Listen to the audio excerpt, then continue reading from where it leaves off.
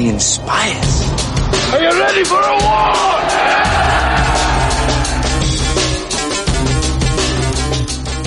All right.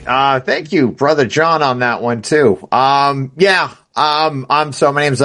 Zampieri, branch 18. I'm a 9-year letter carrier, though actually if you minus my CCA time, I'm only about 5.5. So I also, because of this, the no layoff provision, I'm not covered by the 6-year thing. So I'm also concerned about this contract and what's going on, too. But thank you for that, John. That was great. My name's James Capone. I'm branch president of branch 764, 18-year letter carrier in Dedham, Massachusetts. Yeah, Corey. I mean, I know it's weird for you to introduce yourself, but a little intro of where you are and where you're from. Yes. Can y'all hear me? Yep. All right. Corey Walton, branch 4, Nashville, Tennessee, and I've been delivering mail for about 32 years now. All right. Awesome. I got a couple questions. I just want to sort of just little things here too. Question here, because you like war movies, right? You're a big fan of them all? Oh, thank God. Yes, sir. Okay. What is the best World War II movie? If you had to pick one. Well, let's see. That's a good one. I know. I love Patton. I mean, it was solid to me. Yeah, that's a great one. You can't count series. I'd go Band of Brothers. Uh-huh. You know, that to me that's the greatest. Correct. All right. Two correct answers on. I was going to ask which one you like, by the Pacific or Band of Brothers, but the Band of Brothers. Band of Brothers. Yeah. Pacific. Band of that Brothers. was a letdown. Yeah. Yeah. It's more of a love story. Right. Yeah. I know. My thing is for World War II, Saving Private Ryan, because it's on the same vein. You know, It's hard to mix those two. That made World War II a violent movie. I didn't know World War II was violent because I watching all the John Wayne movies as a kid, and then I was like a horror movie watching that one. Yeah. So, all right. Second Nobody question. did a John Wayne impression. I'm impressed. Thankfully. All right. What's a better movie, Glory or The Patriot? The Patriot. Oh, okay. It's hard to pick. I mean, they're two different timelines, but all right. Glory for me, but also Patriot's a great one. So, all right. And finally, this is a question. Without looking, no cheating. How many pictures of Brian Renfro are on the cover of the current 2025 March postal record? Is this going to be the Hell No rallies? Yep. This is this one right here that just came in. I like to count how many pictures he puts himself on the cover. I'll say 6.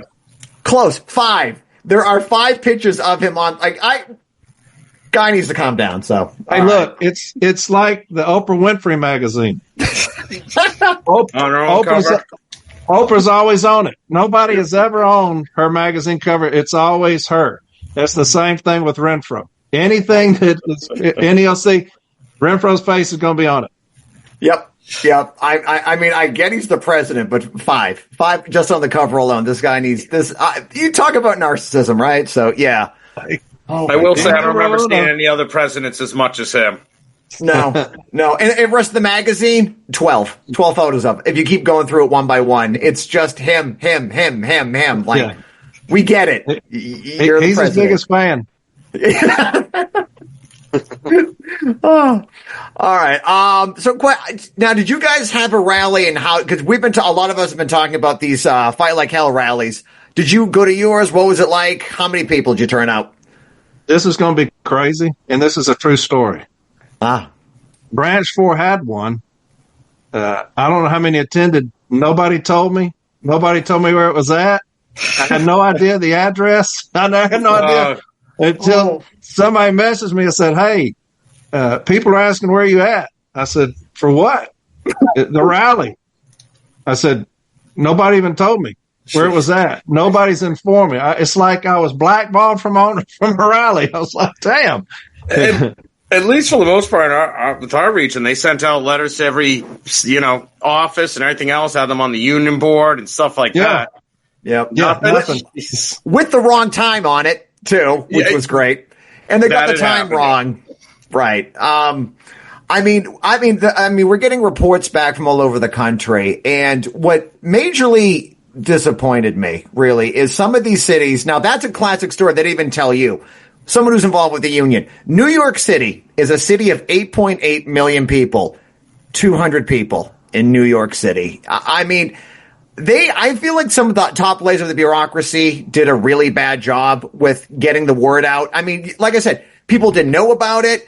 Mailers are nice, but mailers are not face-to-face conversations. Us in Boston's not a big city, but Capone and I, along with Greg and a bunch of other people, and, I can name off everyone in the build, but it was Build the Fighting NELC really in Boston that got it. We got like 650 people in a smaller city. And we got politicians and the media to show up to do this. Meanwhile, like, how do you have New York City? San Francisco had 200 to 300, I'm hearing. Like, this is I don't think our union is in the business of getting out the word and organizing a fight at all. Like, I mean, John told me his. I mean, would you have, John, like 50 where you were? Like, down in Naples, we have about this is probably, I'll jump in. So we have around 200 carriers. We had about 10% turnout. I think the point is that our national union has been so stale for so long, for so many decades, that we actually don't know how to mobilize. And we need to start learning how to mobilize, because we need to start mobilizing for the next contract. We actually have to fight for better wages. But my point is that National has done a terrible job mobilizing us, as we've actually learned that Renfro actually didn't care about mobilizing us. It was more to dilute the momentum. And I was saying this to other people. It's like, if he was serious about fighting like hell, as not just him, but going forward, we should have been busing people at the state capitals and rallying at state capitals. Like down here in Florida, there was like 20 people. I think there was more rural carriers. And it's like, we don't have an experienced organizing department or anything. And this is what people want to see is going forward is we want to see the militancy. We want to see how to actually fight.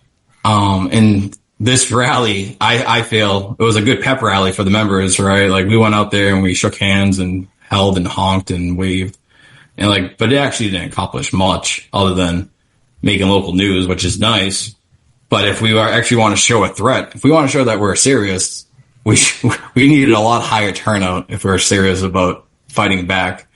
Right. So I'm hoping going forward, the CLC is on board with days of actions as in mobilizing the membership instead of just the phone banking. So Corey, what are your thoughts on mobilizing the membership, and how would you do this differently to mobilize a day of action? The thing about Renfro is that's a motto: fight like hell. That's a motto because he got his ass trounced in this TA, and he had to come out acting like he's swinging. He's not a fighter. If you're going to fight like hell, if you are a fighter, you're always a fighter. You just don't learn that. You're always a fighter. You go back to Mr. Gates. I was saying, get out in the fucking streets and fight for us. That's who you are. If you're a fighter, this guy doesn't know how to fight. And so when he says fight like hell, it's above him. That's out of his realm. He doesn't understand how to fight. So what you do is you get people in office like James Henry, who knows how to fight. That dude's a fighter. And so when you say that, yes, you have to get in the streets. You have to make the public aware of our plight. And how do you do that? You get in the fucking streets, and you go down the streets, and you march in the streets. You look at anything dealing with the civil rights, what they do? They didn't just get on the telephone and say, hey, we need to change shit. They got out in the fucking street. And so this clown, Renfro, has no idea how to fight. It's not in his DNA how to fight. And so, yeah, you got to get fighters in there that understand that's who they are. That's their DNA. That's what you got to do first. And so you do that, and that'll correct all this shit. The problem is our union has no fight, and it starts with these two clowns at the top. Am I able to say words on this? I know that y'all gave me whatever words you want. Yeah, I got John sent me a list of words I can't say. There was only one. There was only one. I've got those hung up right here in front of me. I'm keeping an eye on those. And so, but yeah, John, you got to get in the streets. You got to get in the streets, man, and let people. I said that back, like I said, when our brother Eugene Gates died, and management sitting all these messages out. You know, keep it moving, beat the heat. You bring awareness to your plight in the street, in the public. I said you need to make commercials. We're losing the narrative right now to the public. I saw a poll on Fox News the other day. Somebody sent it to me where they're saying 70% saying they need to privatize us. That's because they are winning the narrative. We've got to win the narrative. We've got to tell the public, educate the public who we are, what we're about. I've been saying that on my podcast forever. What we're about. Educate them. That's all it takes is some education. We got a clown that doesn't have a clue how to educate the public. It's beyond his scope. And so we're fucked for another year and a half. The city letter carriers, like I said, we're going to do it ourselves. We will do this ourselves. And we shown in the TA that we know how to do shit. And that's what happened. And so we'll do it ourselves until the CLC can take over this thing and get this thing back right. So I'm following up with, holding days of actions. How would you guys plan on activating the members? As it's been said, and it seems there's an issue with activating the members. I feel like we have a great group of younger members that have the ability to be activated, but we're not reaching them at the national level. What would you guys do differently to reach them? The problem right now is you've got 15 different unions because you got 15 different regions. Yep. And your business agents should take that and run with that. First off, you got to get a president that motivates them to do that. But if you got 15 different unions, you're going to have 15 different results. Just like y'all are saying, you've got 50 over here, 600 over here, 20 over here. This union has got to be a union, one union again, instead of 15 different unions. That's where everything is fucked up, is because we don't want you over here in our region. We'll take care of shit over here. You don't have a president that's getting in people's asses saying, hey, this is what we're going to do. We're going to have a day of action. Y'all best be on the phones to these branches. Make sure whichever city you got, we're going to make sure that thing is flooded with our members.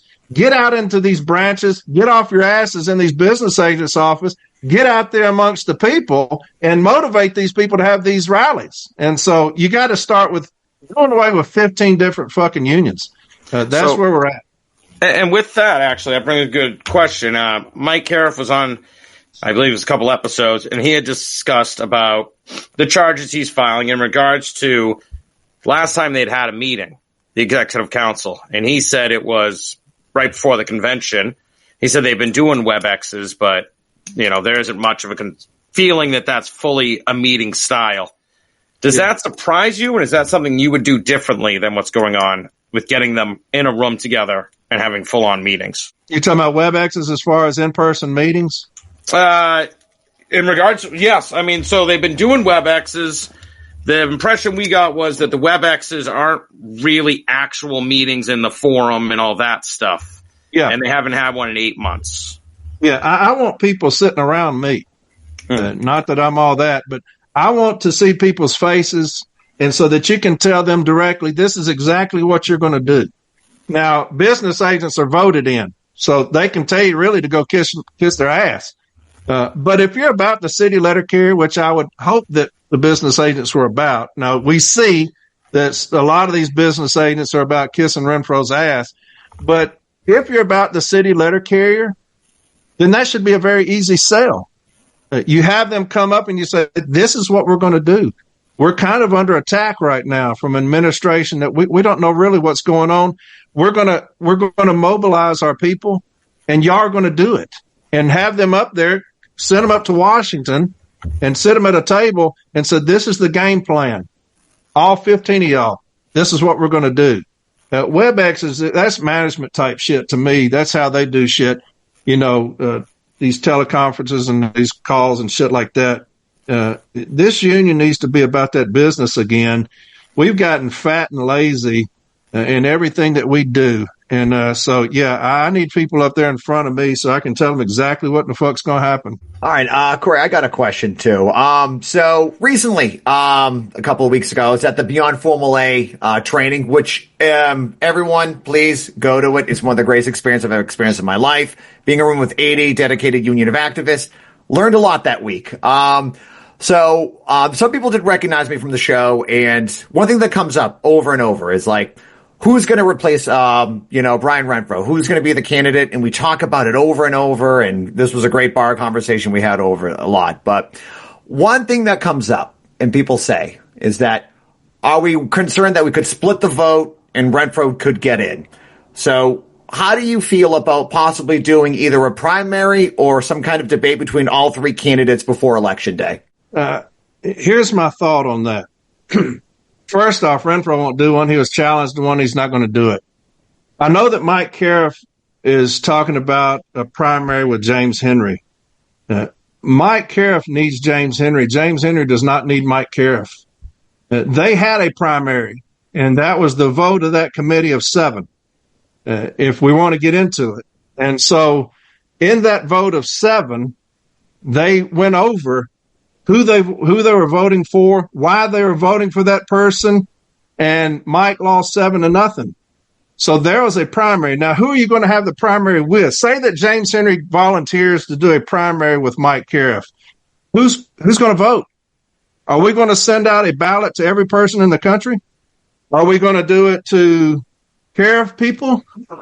Henry people? Internet vote. Huh? Internet vote. An internet vote of who?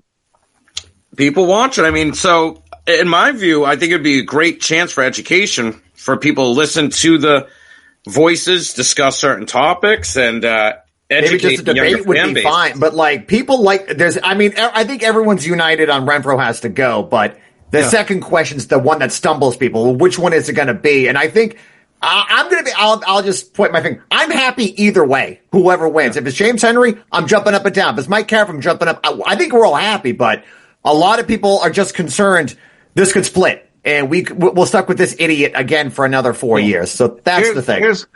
Here's my thing. If we're going to talk about who we want, let's say that if you're looking at somebody that if you're in trouble. Let's do it this way. If there was only a way to see who would be most effective in a meeting between someone neutral, somebody that would represent us, right? You three are in a bar and y'all leave the bar and somebody gets killed. And they say that you three are the ones who did it. They're going to convict y'all of manslaughter. They charged you with it. And you're going and looking for an attorney. And you're going to say, which attorney would best represent me? Because at the end of the day, that's what we're wanting. We're wanting that person that best represents us, right? And you go to the first attorney and you say, hey, what's your record? And they say, well, I've only had one case, but I do have a plea deal. Well, what's the plea deal? Well, I pled that the person would go to jail for life, but I did get a lot of business off of that. They promised they would give me some business off of that. You're just like, okay. So you go to the second person and you say, what's your record? Well, I've had 33 cases before, 33 homicide cases. Okay, that's a little bit better. So what's your record? Well, I'm 19 and 14, so I'm a little bit above 50%. Well, that's better than the first person because he seemed like a sellout. And you go to the third person. What's your record? Now, remember, we're talking about people in front of somebody neutral. And they said, I've had 146 cases. Really? Well, that's pretty good. What's your record? Well, I'm 106 and 40. About 70-some%. If you understand what that means, you would pick the one with the largest percentage. Why? Because they are ones that are more adept at going in front of somebody neutral and persuading that person on your views. Well, that larger person, the 72%, that's me. James Henry is at 84% with 157 cases. So what I'm saying is, if you say that we need a primary and you're going to have two people talking, and this has pissed me off for fucking ever, this conversation. We had a primary between two people, and one agreed that they would accept the results of that primary. They gave their word that they would accept the results of that primary, the vote of 7. They gave their word to everybody that they would accept those results. To me, twice, gave his word that he would accept those results. Only until he lost did he say, I don't accept it. He came out afterwards and he said, "Hey, I got your back, James Henry. I support you 100%. And let's run with it. Whatever you need me to do, I'm going to do it." He told me twice, "I've got your back. I've got the CLC's back. Whatever James needs me to do, I'm going to do it." Why in the fuck would I give somebody an opportunity to primary me after they've told me already that they've had my back, told everybody else in the CLC they had their back, and then we're going to say, we'll do a primary? He's already shown me he's going to be dishonest with me, and I love the guy. I've had him on my fucking podcast. But fuck it, at some point we're going to have to move the fuck on from this cat. The CLC is who we are. James Henry is the choice of the fucking CLC. Mike Cariff had his opportunity, and he lost that opportunity. And so, goddamn, I mean, we're going to sit here for the next fucking year and talk about a primary or this person or that person. James Henry is the pick of the CLC. Nobody else. He is the pick of the CLC through a vote that both parties agreed to. Mike Cariff called for the vote. He's the one. Everybody else is saying, hey, let's hold off on this thing. Let's hold off on this vote. He called for it, and he lost. And now he's still saying, we need a primary. Baby, move on. You're running for president, Mike. Good for you. James Henry is the pick of the CLC. He will not unbe the pick of the CLC. It's just that fucking simple. So, no, there will be no primary. I'll speak for James, and he'll probably be pissed that I did that. But there was an opportunity for Mike to do the right thing, and he chose not to. And so I would not entertain, if I'm James, I would not entertain any talk of a primary because it's already happened. And I heard the episode, and I may be getting off onto something here, but I heard the episode where Mike was talking. He was running down the CLC, and I'm not going to get into all that.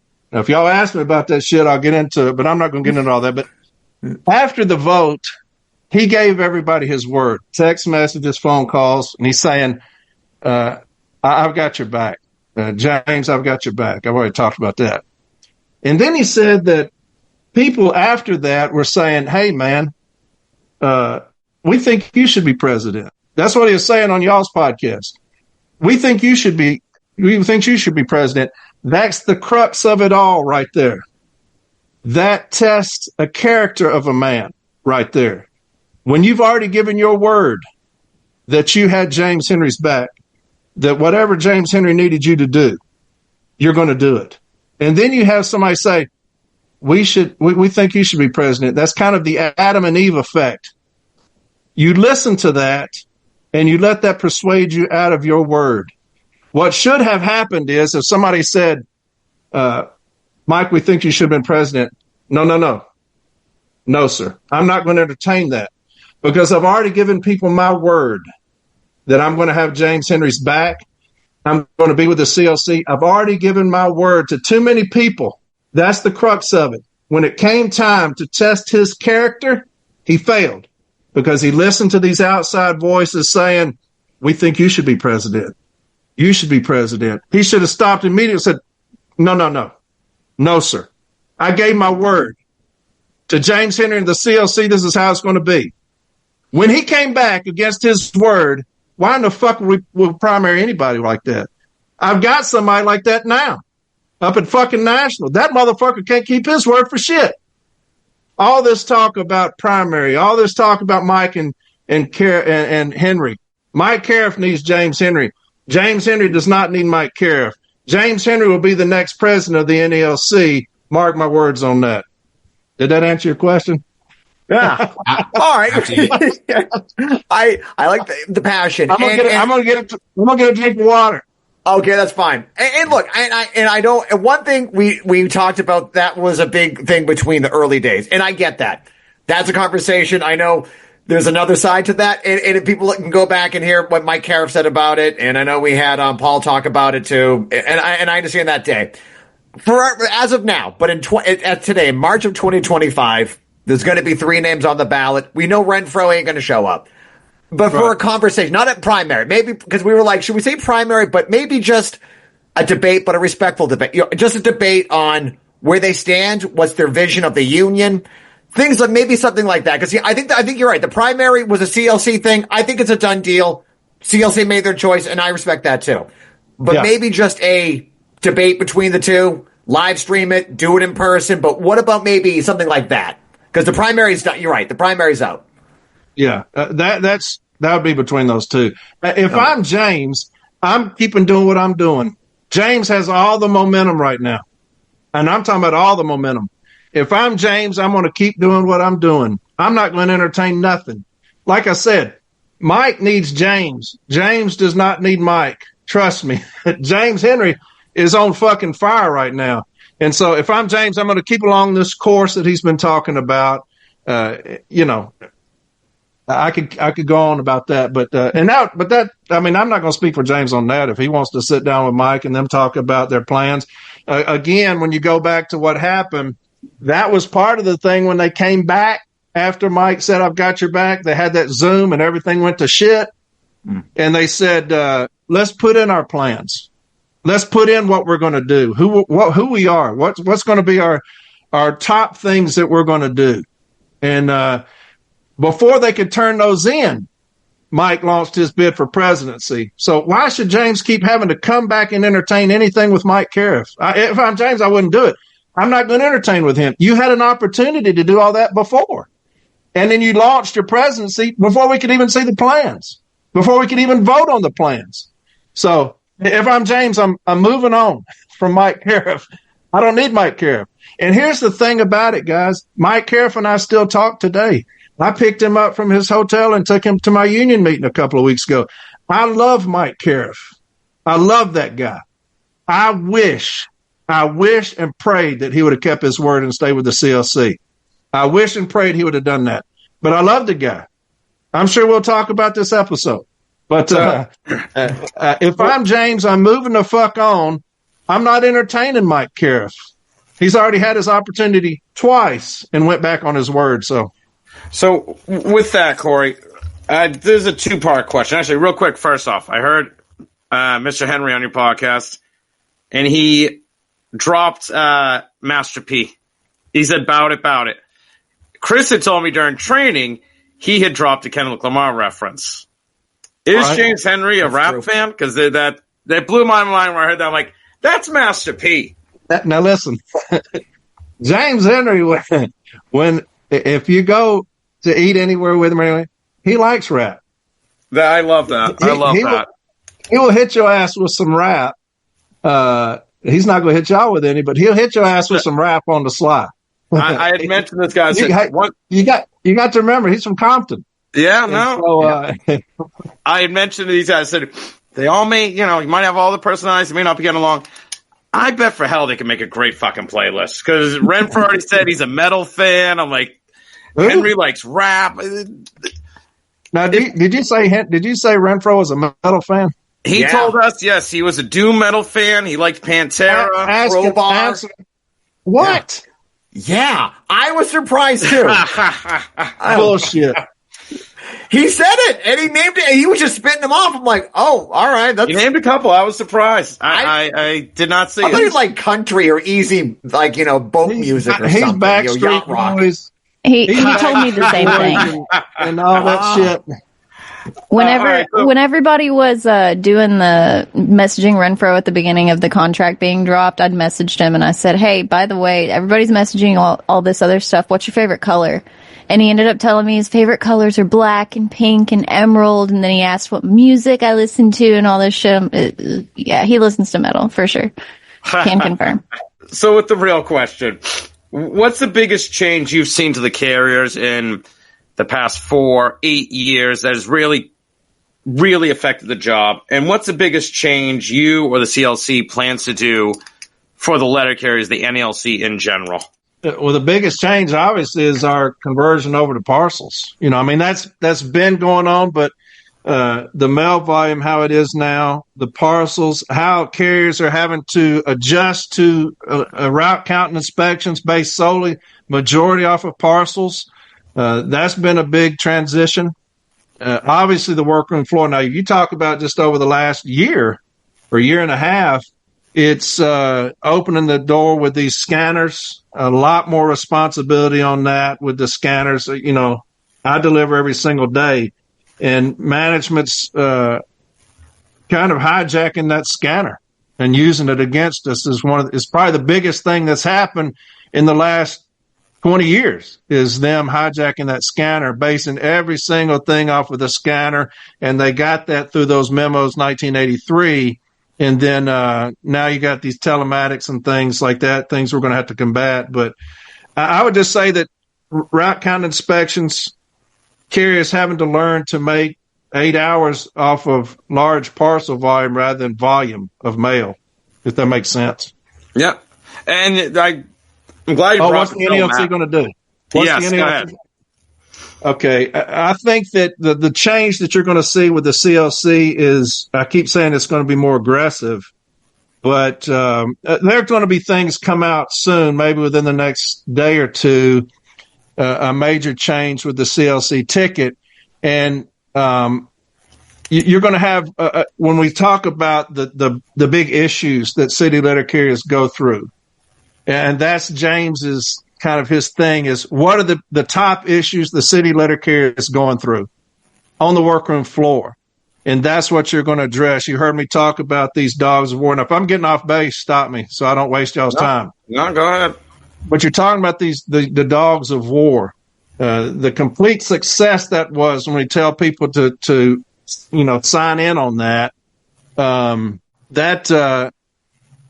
already got that taken care of. Now, that was James's main thing is the toxic working environment, addressing that, because that affects your home life.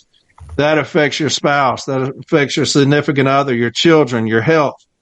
That's number one. And so we've already taken care of that.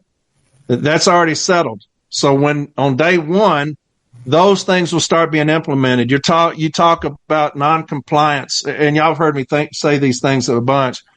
The backlog of grievances, that's another issue that we're having because management has hijacked the grievance procedure.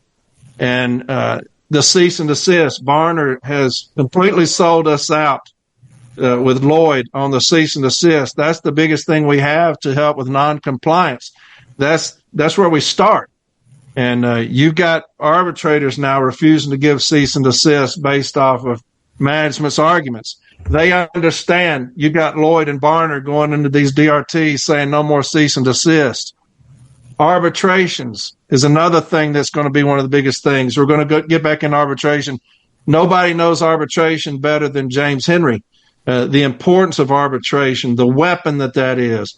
I was talking to an arbitrator the other day, and this individual, I don't do arbitrations anymore, so I can say this. But the arbitrator and I were standing outside. I was fixing to leave. And this arbitrator said, my wife listens to your podcast. And I said, really? And he said, yeah. And he said, arbitration. He said, y'all have forgotten about the weapon of arbitration. And I said, yes, you're right. We have. You've got to get back into arbitration. That's a weapon for us.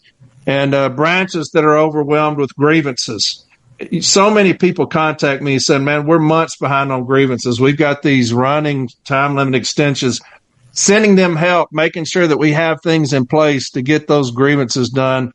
And just basically all the issues that Renfro has created for us that we're going to have to overturn. And it's a monumental task, but those are just a few of the things that we're going to address immediately. Some things will take a little bit longer, but look here, man, if you love the city letter carrier with all your heart, and I love the city letter carrier with all my heart, if you do that, you will succeed because you will want to succeed. You will do everything within your power to succeed because their happiness depends on you succeeding. The advancement of the city letter carrier depends on you succeeding. And you will do everything in your power to succeed, to win. If you love the city letter carrier, it starts and ends right there. And so I don't know if I answered your question, but it sounded good to me. You did. Actually, you mentioned telematics. I want to go mention that real quick. Yeah. So telematics is becoming a big thing right now. I filed a grievance when they first came through in regards to, they weren't notifying us before they were installing them.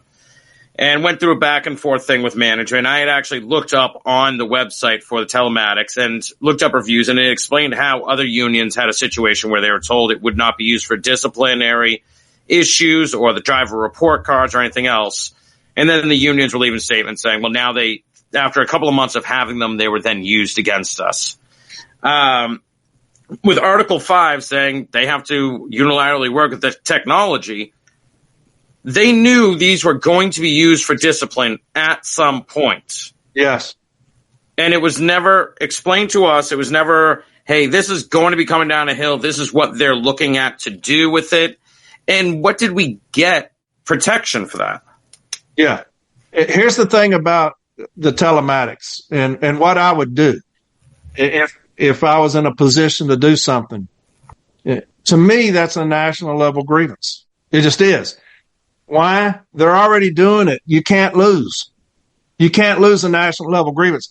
Like you just said, these are the things that they told us they were for. We were told that they were for vehicles that were broken down, that VMF could locate those vehicles.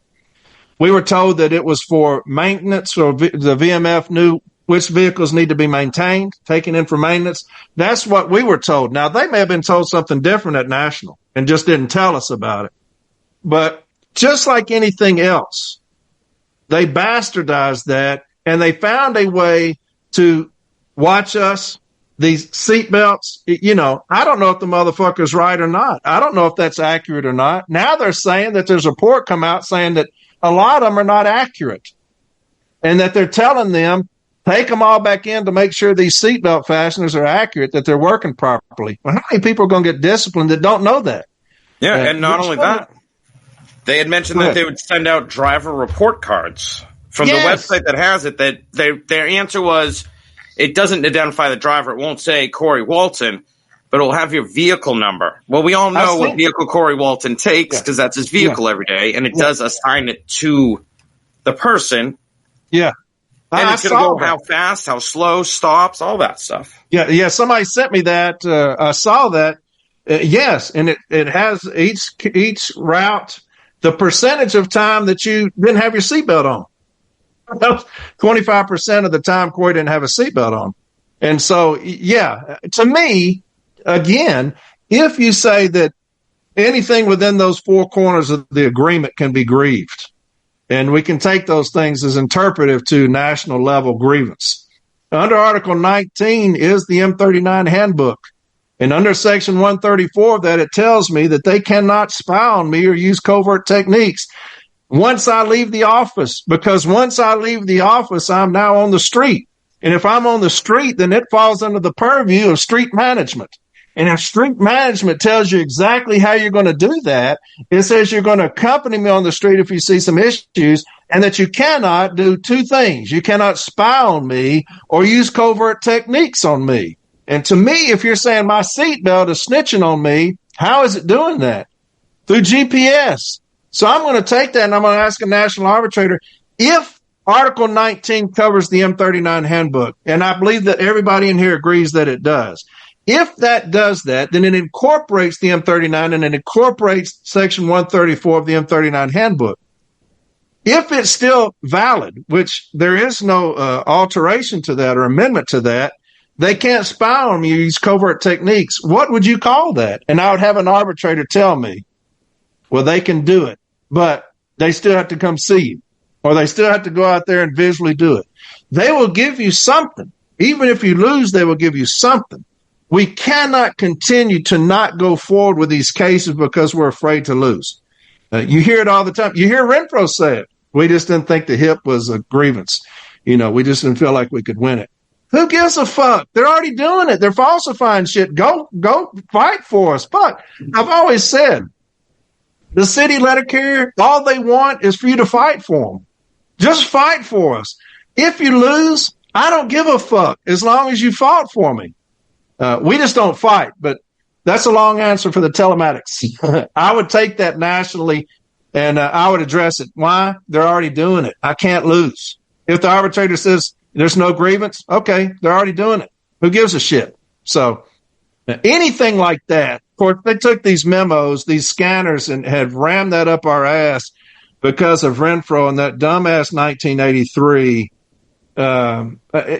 He has opened the door, a Pandora's box of ass kicking on us, and management is all over us right now, all over us, and we have no answer because we have nothing from our alleged leader helping us along the way. This motherfucker's lost this last year's Easter egg, and he doesn't have a fucking clue how to fight for us. Now you got telematics coming out. Have y'all heard anything from this motherfucker at the top?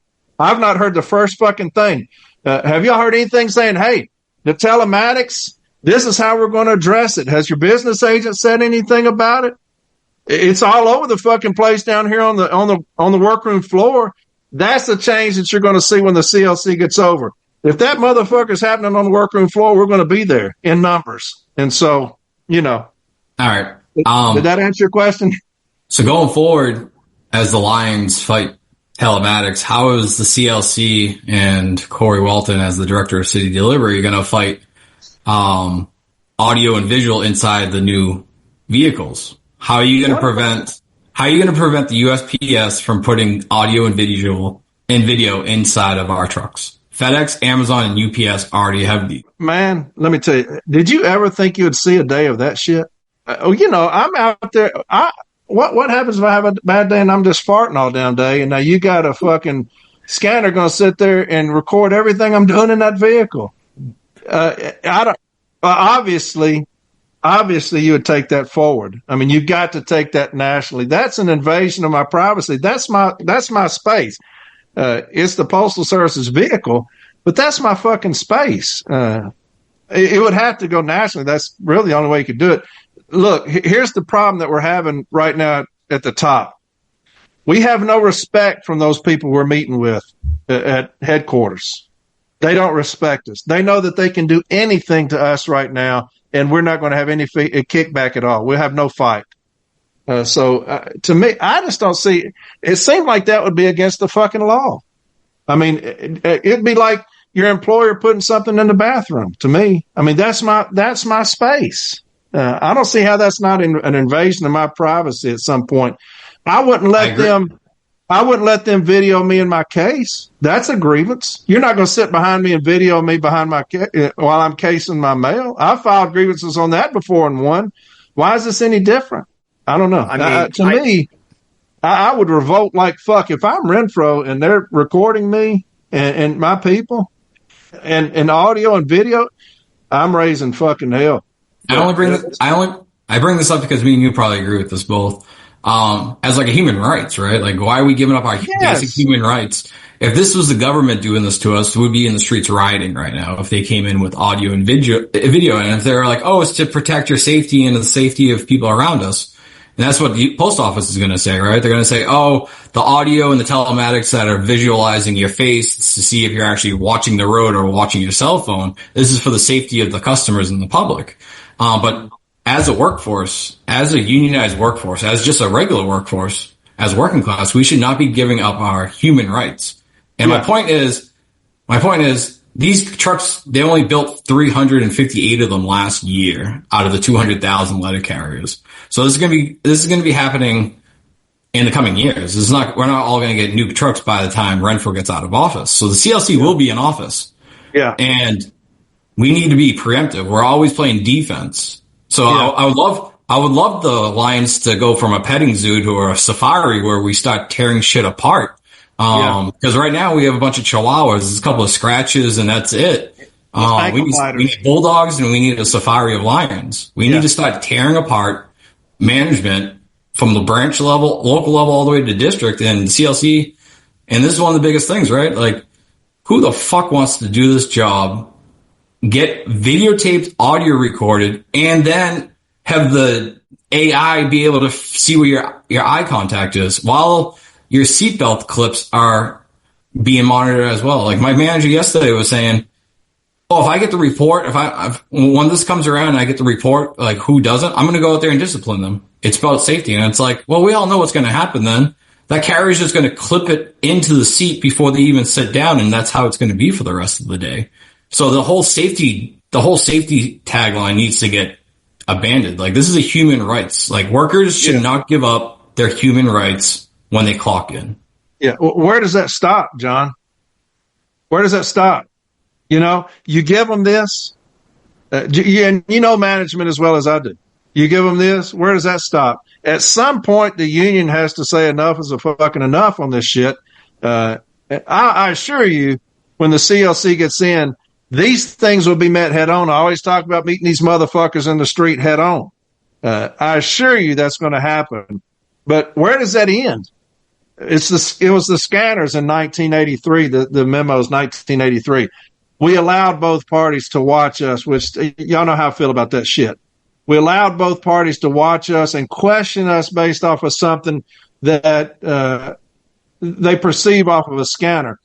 How long have we fought that before this? We have never let management get their foot in the door on anything like that, ever. And now you got a president signing it into existence on these memos. And now look at it. The memos are gone. Now they're using those scanners against us like crazy. You got telematics using that against us like crazy. And now you got what you're talking about. You give these motherfuckers an inch, they'll take a mile. That's just who they are. And so at some point, the union's going to have to stand the fuck up and meet these motherfuckers in the street head on. And we don't have that right now. But once we get in there, I assure you, every fucking thing that they do will be met at a national arbitration, win or lose. But I'm with you, John, on that. That is absolutely asinine that we have things now where you're going to watch me in a vehicle driving around so that where my eyes are at. Holy fuck, man. A follow up on that. So we have the Rural Carriers Union and the City Letter Carriers Union, and telematics and all this technology that actually affected both unions. And strength is in numbers. As a director of city delivery, you'll be making $200,000 a year. The union bureaucracy at the top is very heavy on both unions, the rural carriers and the city carriers. If both unions pass resolutions at their conventions to merge into one strong union, and for that to become a reality is for you to step down. Would you step down for the betterment of the city delivery? Oh, absolutely. Yeah. Listen to me, guys. Listen, I love the city letter carrier.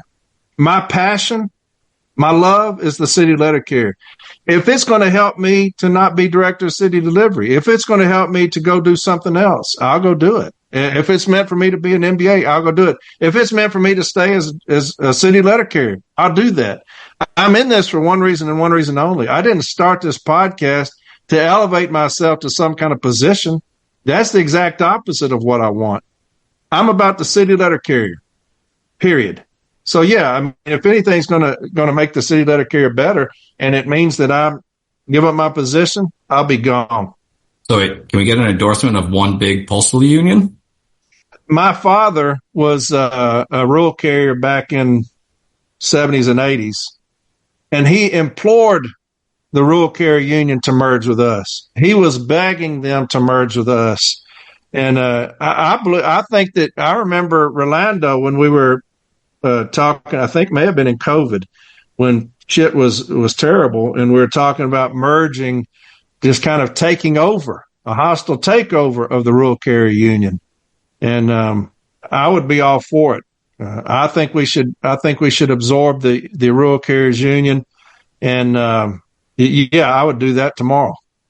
That's my opinion. Question for you, Corey, because you talked about something that we're doing here with the Next Generation Carrier podcast. But when you started this podcast, did you have any idea how big it was going to get for 8 arbitration? Did you even for us, this was like 4 months ago, me, John, and Capone were just like, hey, why don't we maybe we'll start a pod, maybe we'll get 100 people. That'll be our friends, maybe a coworker. But how has that been for you? And also, how is your life work balance between this? Because our phones are constantly going off. Like people want to ask, like, can you ask Corey this? Can you like everyone, which is great. It's good. And I drink for free at union events now, which is wonderful. But like, I mean, how is that? What's it like for you? Like just being like everybody knows who the hell you are everywhere you go. And how has that been? Completely crazy. Listen, this is the honest to God's truth. If you know me and you and I go hang out, I'm not like I am on the podcast. I don't cuss, nothing. But it's completely bizarre because truly I'm a city letter carrier. That's who I am. That's all I've ever done. And did some stuff for the union.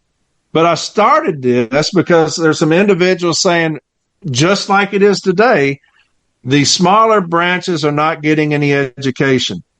That's the only reason I started this. And I didn't want to start it. I didn't even listen to podcasts. I didn't even know how to get one going. And, I respected these two gentlemen greatly. And, I started it just to educate those city letter. And I'm like y'all, like you said, I didn't know if 5 people were going to be listening to it. If 30 people are going to be listening to it. I've always said if it helped one person, I'd keep doing it because there's that one person out there that whatever I'm trying to educate on, would pick up on and it would help them. And that's all that mattered to me. And holy shit. It's kind of, right. You go, what the fuck? Yeah. And, but you'll get, I've got 99 messages right now on my Facebook Messenger I've got to get to. Y'all know what I'm talking about? Yep. I've got 400 emails that I've got. Probably half of those are discipline that I'm going to help people with. Never thought that would happen. I love it. I love helping carriers. I love discipline. As crazy as that sounds, but never in a million years did I think that it would be like this. The good thing is that my wife is 100% behind it. She goes everywhere I go. She goes with me. It'll be 9:30 at night. I'll get a phone call and, she'll be like, I'm going to bed. You You too, huh? Yeah. I'm talking to somebody about a removal they got and they can't sleep. And so, it's flattering. I love the shit out of it, but at heart, man, I'm only a city letter carrier. That's what I've always done. And, all this other stuff is great, man. Like you go to Boston, John, you're with me there a little bit. You get to meet some fantastic people that you've helped along the way. And that's what it's all about. That's the reason when you talk about if it would be better for the city letter carriers if I step down, I would in a heartbeat. Because I'm here. I am a city letter carrier. I'm about the city letter carrier. There's nothing I love more other than my family than the city letter carrier. And they are my family. And so, but yeah, from 8 arbitrations starting out to, I'm just going to help you with your case file from the informal all the way up to arbitration. And now you're like, holy shit, man, it's going crazy. But hey, I love my people, man. I wouldn't have it any other way. Hey, speaking of the convention, I only saw you for like 5 seconds because you had a mob of people around you and it's crazy. So here's a good one. Who do you think is the best business agent? Who do you think is the worst business agent right now in the country? Just based off of things that I get? Yeah. I would say, this is going to piss some people off. I don't know all of them. There could be some that I just know. I think Eddie Davidson right now would have to be put in that top spot. The way somebody sent me an email that he sent district managers just getting in their fucking ass. That's what I'm about. I love that shit, man. And there are others. But I would say at the top right now, Eddie Davidson. I'm probably getting myself in a lot of, I know James Henry's like, what the fuck? But that's just based off of things I say. I would say at the bottom, it's just as far as the good old boy network, I'd say Mudd probably. I would say Thompson may be the worst. Veda Preston is right there as far as just a complete ass kisser to Renfro. And so I would say those are probably at the bottom as far as just the people that contact me. Now, is the CLC having the Zoom meeting on Saturday? Will they be announcing any challenges to these NBAs? Well, we've already got Kriebel. You got McGregor. McGregor, you got those two will be filling two of those spots. I don't know about the other one, but I don't know. I'll let James do it. I'm just bringing this up because I think every business agent owes every member an apology for totally fucking up for the past 2 years. Yeah. And I feel, and I'll say it again, I think every business agent should be on the ballot and be challenged. We vote them in. They work for us. I know some business agents say Renfro is their boss, which is a complete sellout statement of mine. Bullshit. The city letter carrier is their fucking boss. Renfro's got a fucking title. The city letter carrier is Renfro's boss. The city letter carrier is Barner's boss. The city letter carrier is every fucking business agent's boss. If everybody took out their fucking dues, is Renfro going to pay them? Fuck no. The city letter carrier pays those motherfuckers. They work for us. They're not, motherfucker at the top ain't the fucking boss of us. We're the boss. They have forgotten that. I'll tell you this, John, that's a good point. And Mike and I, we cut up all the time when we talk about the slate. He doesn't believe in a slate. Obviously, the CLC's putting together a slate. Here's my feeling on that. If you have, during the past, John, you're talking about the past 2 years, since this motherfucker's been in as the president, if shit has hit the fan and you took the side of him rather than the city letter carrier, your ass should be voted out. If you took the side of Renfro rather than the city letter carrier, you should be primaried. You should have somebody running against your ass. That's how I feel. I do not want to work with somebody who's a chameleon. I kissed Renfro's ass, during here, but I promise you, I'll be better. I'll do better. I will be on your side. Fuck that. You've already shown me who you are. You've already shown me your true colors. If you sided with Renfro over the carrier, fuck off. That's what I feel. Get the fuck out of here. We've had enough of that shit, man, as a city letter carrier. We've had enough of these motherfuckers that have put in the establishment over the city letter carrier. That's why the CLC is here. Because you've had these motherfuckers for too long putting that establishment, the good old boys, that the NLC hierarchy above the fucking city letter carrier. Motherfuckers got to go. Now, during the Brian Renfro interview that we had with him, I said it was a failure of leadership to not acknowledge that Trump was going to get elected. And he got taken aback by that. And he's like, I didn't say that. And I was like, all right. Like, I'm saying, like, in general, like, there's carriers, and I'm speaking of, like, business agents and everything. Like, we knew this dude was going to get reelected. So if there was an urgency to get this done, the contract should have been done before the election. It should have been done way before. And every business agent that is going to come around and say, oh, we're sorry. And what I'm seeing right now is like a 2013 all over again. Mm-hmm. And the union's going to come around and be like, we didn't see this coming. And like, on the chopping block, we don't know how it's going to play out. I'm hoping I'm wrong. But I can see Congress going through our retirements and chipping away at our retirements. And this job goes literally from a career to a dead-end part-time job. And people at top of the union bureaucracy is going to be like, we didn't know any better. And it's like, yeah, you listen to your members. Like, we were the ones demanding contract rallies. We were the ones demanding open bargaining. I know a lot of people think the union is just Article 8. But for me, the union's bigger than that. The union is bigger than a contract. The union is the working class. We should have only spent 8 hours working, but with this job, you need 12 hours. And we're soon going to have 16 hours working here. Thankfully, we got new trucks where we could put a sleeping bag in the back. So going forward, I hope the CLC becomes fighters, and I'm hoping moving forward, the CLC and other branches move forward with constitutional amendments where we put side by side open bargaining into the Constitution. We expand the bargaining committee away from Renfro. So I would love to hear what Corey Walton feels should happen to a bargaining committee. Yeah, here's the thing about that, John. That's a great question. You've got, and I talked a little bit about this the other day, but you've got 90 days of negotiation, right? When it starts, you've got 90 days. Now, Renfro will tell you they've already started on the next contract right now. They're already getting prepared for that one right now. If that's the case, You've got 90 days to negotiate. You got 60 days of mediation after that, where we're going to talk to each other. We're going to try to still work things out. You know, at the end of 150 days, if you're going to go forward. At the end of 150 days, we're going to arbitration. Period. If I'm president, 150 days, we're going to arbitration. I don't need 3 months. I'm coming in there. You know, you got this fool talking about we're not going to accept anything less than 9%. That's going to take me 30 minutes of negotiation. It'll take me 30 minutes. And that's just to exchange pleasantries with everybody. How y'all doing? Hey, look here. Here's what I told my people. I'm going to need 9%, and I can't take anything less. We can't do that. Okay. Then let's set a date for arbitration. That's as far.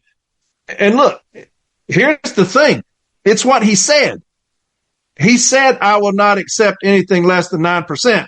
So to me, your bargaining position is very easy. I'm going to accept nothing less than 9% because that's what you told the members.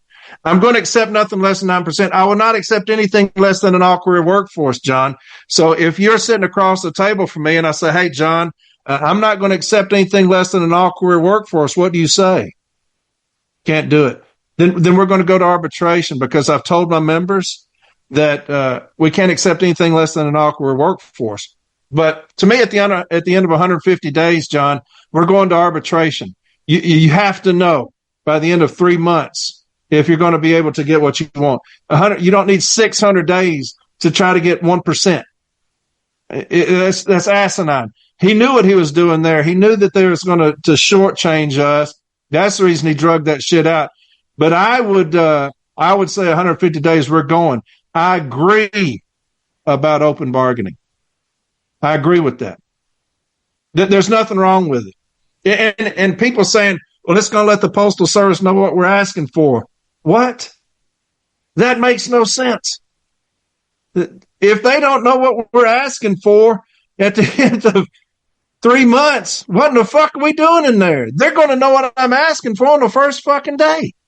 They're going to know because why? This is what I'm asking for. We've done our research. We've done our homework. We've looked in the books. We've looked at the data. This is what we're asking for.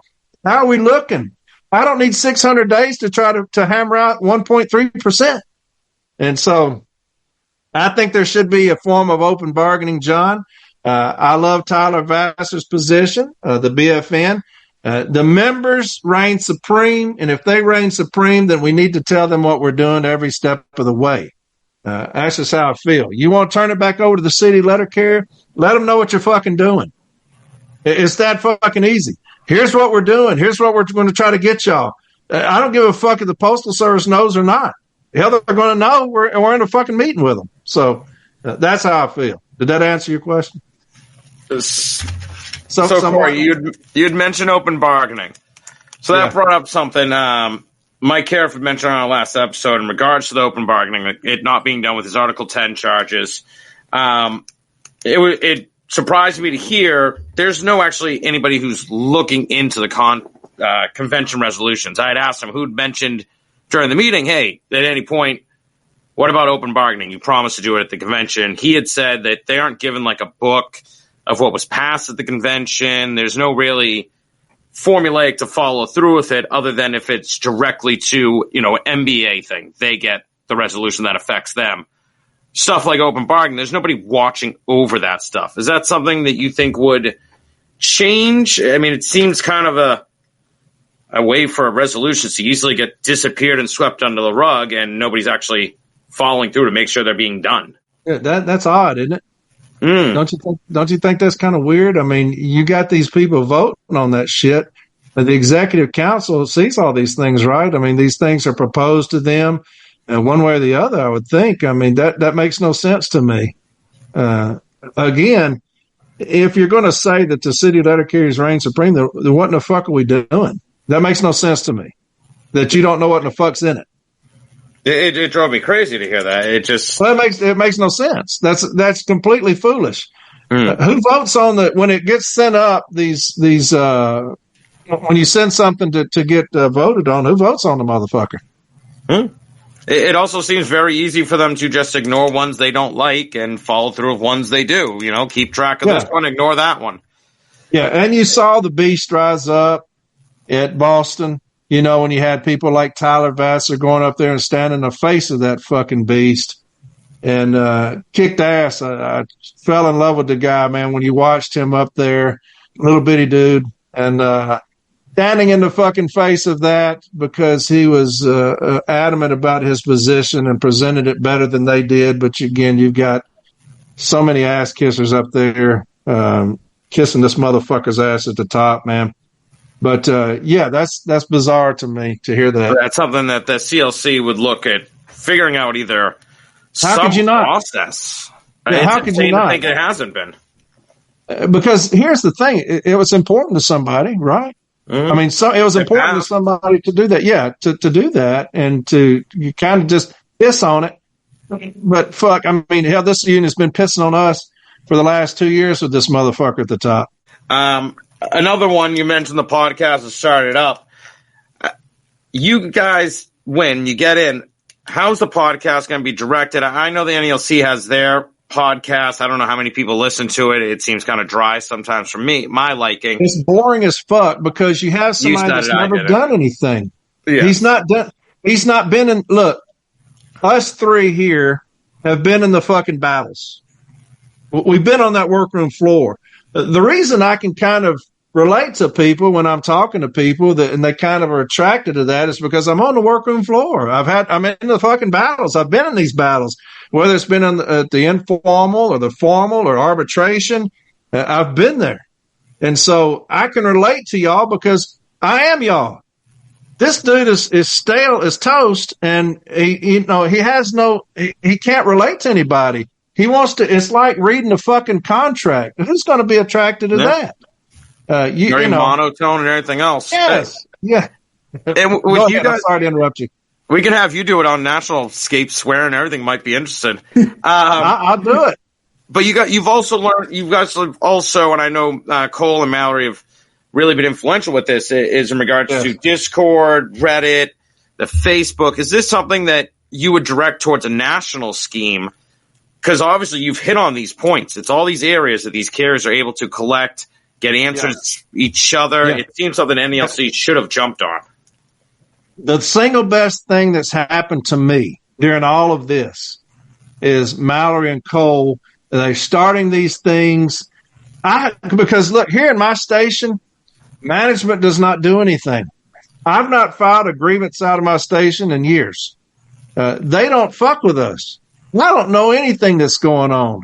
These telematics, I don't know nothing about that. The only reason I know about that is because of these social media sites, people getting on there saying, hey, look at this.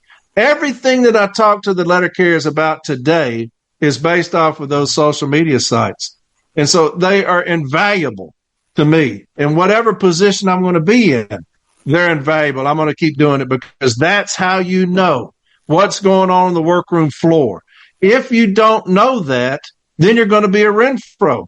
This motherfucker is disassociated. He has no idea what we're doing or who we are. And you can tell that by the memos that he signs and the things that he says about like pound of flesh. It's an inconvenience. All this bullshit that your leader's saying because he doesn't understand us. And how do you understand us? You got to talk to us. You got to see us. You got to see what's going on. And that's what Mallory and Cole have given me, that kind of that spyglass into the workroom floor across the country with these social media sites. Invaluable. So yeah, whatever position I'm going to be in, we're going to start one, a Reddit for that. The Reddit's kind of crazy. They are, there's some people in there. Believe it or not, people don't like me. There's a lot of people that don't like me across the country.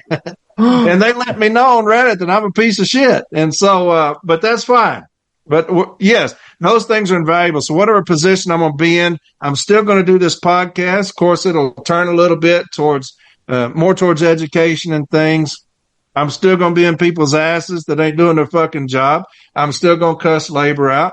Now James may get on me a little bit about that now, but, yeah, and then I'm going to have a Zoom every Tuesday. Like I said, whatever position I'm going to be in, I'm still going to have a Zoom meeting every Tuesday, just like y'all are doing. May come on y'all's every Tuesday and do one here where people can ask questions. I can tell them what's going on, who I'm talking to, things that are coming down the pike, so you don't get blindsided by shit like 1983. And so, yeah, I think that those things are invaluable to have because it gives you access to the workroom floor across the country, things that are going on. If I say that I'm going to send a team in on somebody, I've got to know. I've got to know who, because a lot of business agents are going to agree with me. A lot of them hate my guts. And so, we're going to have to get it to where carriers can have access to me and say, hey, this is what's going on so that I can arrange sending in a team in to fuck some shit up. And social media will be invaluable. Chris, make sure you record where he said he may do it on ours. Just make sure you got that recorded. Oh, I don't worry. I got everything all on tape, buddy. Hey, if Mallory lets me do it on y'all's, I'll do it on y'all's. But Mallory may say, hey, I'm going to take care of this. Right? Mallory, you want to say something? What are you volunteering me for right now? He promised that he'll come on our show every Tuesday. I mean, we'll see. All right, you heard it here, folks. Every Tuesday, right here, as soon as he gets elected. Perfect. That's my social media girl right there. All right. I got a question, and it's something that it's about, and it's great, politics. Something that everyone loves talking about rationally in 2025. This is something everyone has mild opinions on, and I know your stance right now. So if you don't know, your stance, if correct me if I'm wrong, is we shouldn't get involved, right? That's kind of where, and like, I get it. I don't like the Democrat or Republican Party. I don't care for them at all. But This is a situation that I do see right now. We see that the Senate and the president both will elect the Board of Governors, the Postmaster General, and legislation. Because right now, the worst thing of all is that, like you say, Congress can control if we're going to be privatized, there's the right to collectively bargain. I don't like I said, I don't like either parties. I think we need a workers' party, a party made up of working class. Postal unions should be putting money not into these two parties, but into a party that truly represents people like us. But how do you push back about people like me who I think says, we should get involved with politics, but not the two parties that we have right now? Because we are governed by politics indirectly Yeah, look, politics is not my thing. It is just not my thing. Now, I know that it should be my thing, and it might be my thing in the future. But again, I think that here's politics to me.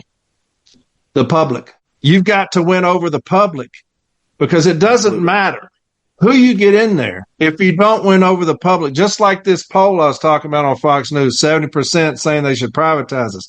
That's because they're ill-informed and not educated. You've got Trump in office now. Do you know what? We're going to have him in office for 4 years. And so are we just going to sit and bellyache and cry and whine for 4 years and please don't hurt us, please don't do, or are we going to get in front of this thing and say, hey, we need to get out into the public. I still think people may think I'm crazy. I think a commercial would be fantastic to get out there. But yeah, if you want to get a party for working class, I think that the Democrats have moved away from that a little bit and here recently. I think they kind of moved away from the working class. They need to come back to the working class. I think they need to get their message down, get their message right. They've lost their message a little bit. And, I agree. If we can get a working class, start one of those motherfuckers. I think that the entire country should be unionized. I think that it's and again, this is not your granddad's union that people always say, when I was growing up, unions were terrible. That's horrible because all they do is protect lazy asses. That's kind of the narrative that are being told to people. Anytime you see on social media, they're saying, oh, the fucking union, man, they don't do nothing. They overcharge and shit like that. And if people make too much, we don't make too much money. Look at the city letter carrier with a perfect example of why we need a better union. We need a stronger union because we're lagging way behind even the middle class. And so, yes, I think that if there's going to be a party that supports the working class, I'm all in it because, like I said, I think 100% of the country should be unionized. Every single bit. I wish Amazon, we need to attack them. We started to do that with this union, educating them on how to organize. We need to spend a lot of money to do that. I want Amazon organized. I want them unionized. I want those people to have a great living wage. They always say, well, they start out at this. Well, what are they making as far as benefits and shit? Nothing. I think Walmart should be unionized. I think that all of these places should be unionized. That's just how I feel. And I wish there was a working class party, and we put all of our money into it and get the entire country unionized, because if that was to happen, then we would be doing a lot better as far as the city letter carrier craft and the NALC. Absolutely. One thing too, and I love this idea you bring up too, but we need a commercial. We do. Yes. And this is a call, I think broadly, I don't think you or I'm not technically savvy, but YouTube exists. So if anybody's out there and they want to do a commercial, like a 30-second, put it on YouTube and make it. Like, we can do it. Like, we can now circumvent going on the big screen, but we can put some money on YouTube, put an ad out. Because I really do think a good 30-second ad could really get it through. You're right. This is what we need leadership for. Now, obviously, our national union has millions of dollars to do something like this. Yes. But instead, we're not spending it on them. I mean, that's a great point. But yes, a commercial. As a CLC thinking of this, I'm pretty sure. But are you guys thinking if you guys get elected, you do something like that? I would do it. Yeah, I would do that. Idea. I would do that in the first fucking week. I would do that. Look, the public needs to be educated as far as who we are, not just as a union, but as a craft. The city letter carrier. Who are we? And obviously the tax, because everybody's like, they lost $10 billion of my tax money. No, we didn't. We don't receive tax money. Go over the Constitution, go over the Postal Reorganization Act from 1970, go over those things that we're a service, we're a free service by the people, for the people. They need to understand these things. You could have people sitting around a table. The Postal Service probably would raise hell if you're in uniform, but they can be around a table and they can say, hey, I'm a city letter carrier and this is what we do. And just talking to each other, did you know that we receive no tax money? Did you know that, your mother and father that are disabled and are elderly and you can't check on them every day? Did you know that we will talk to them every single day? We will go by there and we'll meet with them. We'll talk to them. They want to talk to us about their grandkids and their great grandkids. And we're going to talk to them about that. These people, when you bring your babies home, we're going to be, shit like that. Make us fucking human. Because anybody, the poll on Fox News was talking about, would you agree to privatize the Postal Service, even if it meant losing mass amounts of jobs? And 72% said yes. We're just an organization to those people. We're not a face. We're not a human being. So a commercial would be a fantastic idea to humanize us, to let people, make them aware of who we are, what we do every day, show what we do every day, and we receive no tax money. I think that's huge. And to educate the people. To me, you do that first. You can have rallies. We'll have days of action again where we have phone calls and shit like that. But the public, that's who you need, because when you say, hey, look, we're talking about dismantling the post office, or we're talking about privatizing the post office, what does that mean? What does privatize? It sounds good to people, privatize the post office. What does that mean? What are the consequences of that? That could be in the commercial. If they privatize the Postal Service, that anybody can touch your mail for $5 an hour. Do you want somebody doing that? Anybody can handle your mail, checks that you have, whatever. I think that we could educate the public. You could have two commercials. Educate the public, but we don't do shit. We don't do fucking shit right at the top, man. We will fuck up a ham sandwich at the top. These motherfuckers they don't have a fucking clue what to do, how to fight, nothing. No. And it's the city letter carrier right now is in a terrible way. I mean, a terrible fucking way. And it's going to get worse before it gets better, because this motherfucker, man, he's running us into fucking ground. Him and that second in command, that clown he's got. But I have a question. Speaking of elections, they have consequences and all that, right? Yeah. So when back in the day, there was a little ragtag group of us. We created Labor for Bernie Sanders, Labor for Bernie, when he first came out. And we did this because we were trying to prevent the top-down union endorsements of Hillary Clinton, because we figured this is going to divide the membership. People were tired of the Bushes and the Clintons. And Bernie Sanders, with his first run, he came out, and we went from union to union. We got the IBEW, we got the nurses, CWA. For two examples I'll bring forward is the CWA and the NNU, the nurses union. They revamped the whole endorsement process where they actually send out a ballot to their membership, to all members, with a questionnaire and education. And I think it's the CWA that does it, where it's, should we endorse Republican, Democrat, Independent, or the fourth, should we stand aside? Mm-hmm. If the NALC mailed you a ballot like that, should we have endorsed the Republican, Democrat, or stand aside? How would you have voted?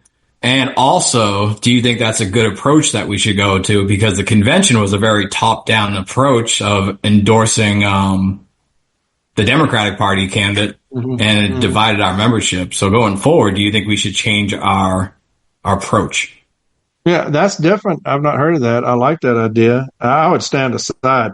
I personally believe we should, and I get the arguments on both sides. I do, but both parties donate to our union dues, Democrat and Republican, Independent. They donate union dues to us. They give us those dues. I just am against pissing on one side or the other. I don't think that, and I see Fain, he's pretty adamant. He gets in Trump's ass pretty good and cusses him out. I saw the union leaders here, dogging Trump and that's fine if that's what they want to do. But you do realize that that person may win. They may win, and you might have somebody that's vindictive that wins, and they're going to say, why in the fuck would I do anything for them? Look at what they've been saying about me for the last year. Because you have some that are petty, and they will hold things against you. If it comes time to, well, should I save them or should I do away with them? Well, fuck them, because they've been talking shit about me. I say whoever's in office, we need to get in there and try to get a seat at the table with them and see if they can help us in some way, some form or fashion. But that's just my opinion. It's not a very popular opinion, but that's just how I am. I think that we should say whoever's in that office, we want to work with you, and we want you to help us. We want you to help us get us better. And so. Then on a side note, I'm almost done. So 2028, we'll have a Labor Party. The candidate will be Sarah Nelson, Corey Walton, Sean Fain, and Sean O'Brien. All three bald white guys, and Sarah Nelson I like that. Demanding a general strike. 2028, you got my vote. Thank you.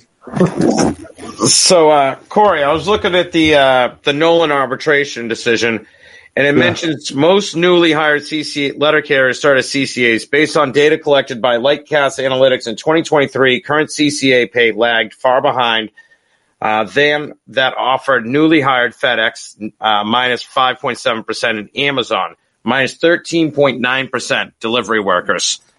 Mm-hmm. Our CCAs are making 13% less than what they are at Amazon. It is sickening and sad. I cannot believe that when I read that. Yeah, here's, and I talk with James Henry often. We talk every day. His passion is obviously the city letter carrier, but CCAs. Such an injustice, what we've done to them. The fact that we still have a CCA position is an injustice to the CCA. And it's one of the biggest things that pissed me off about this motherfucker at the top when he was talking about a substantial raise and he gave them less than $1. He has pissed on the CCA ever since. It's like he's mad at him for something.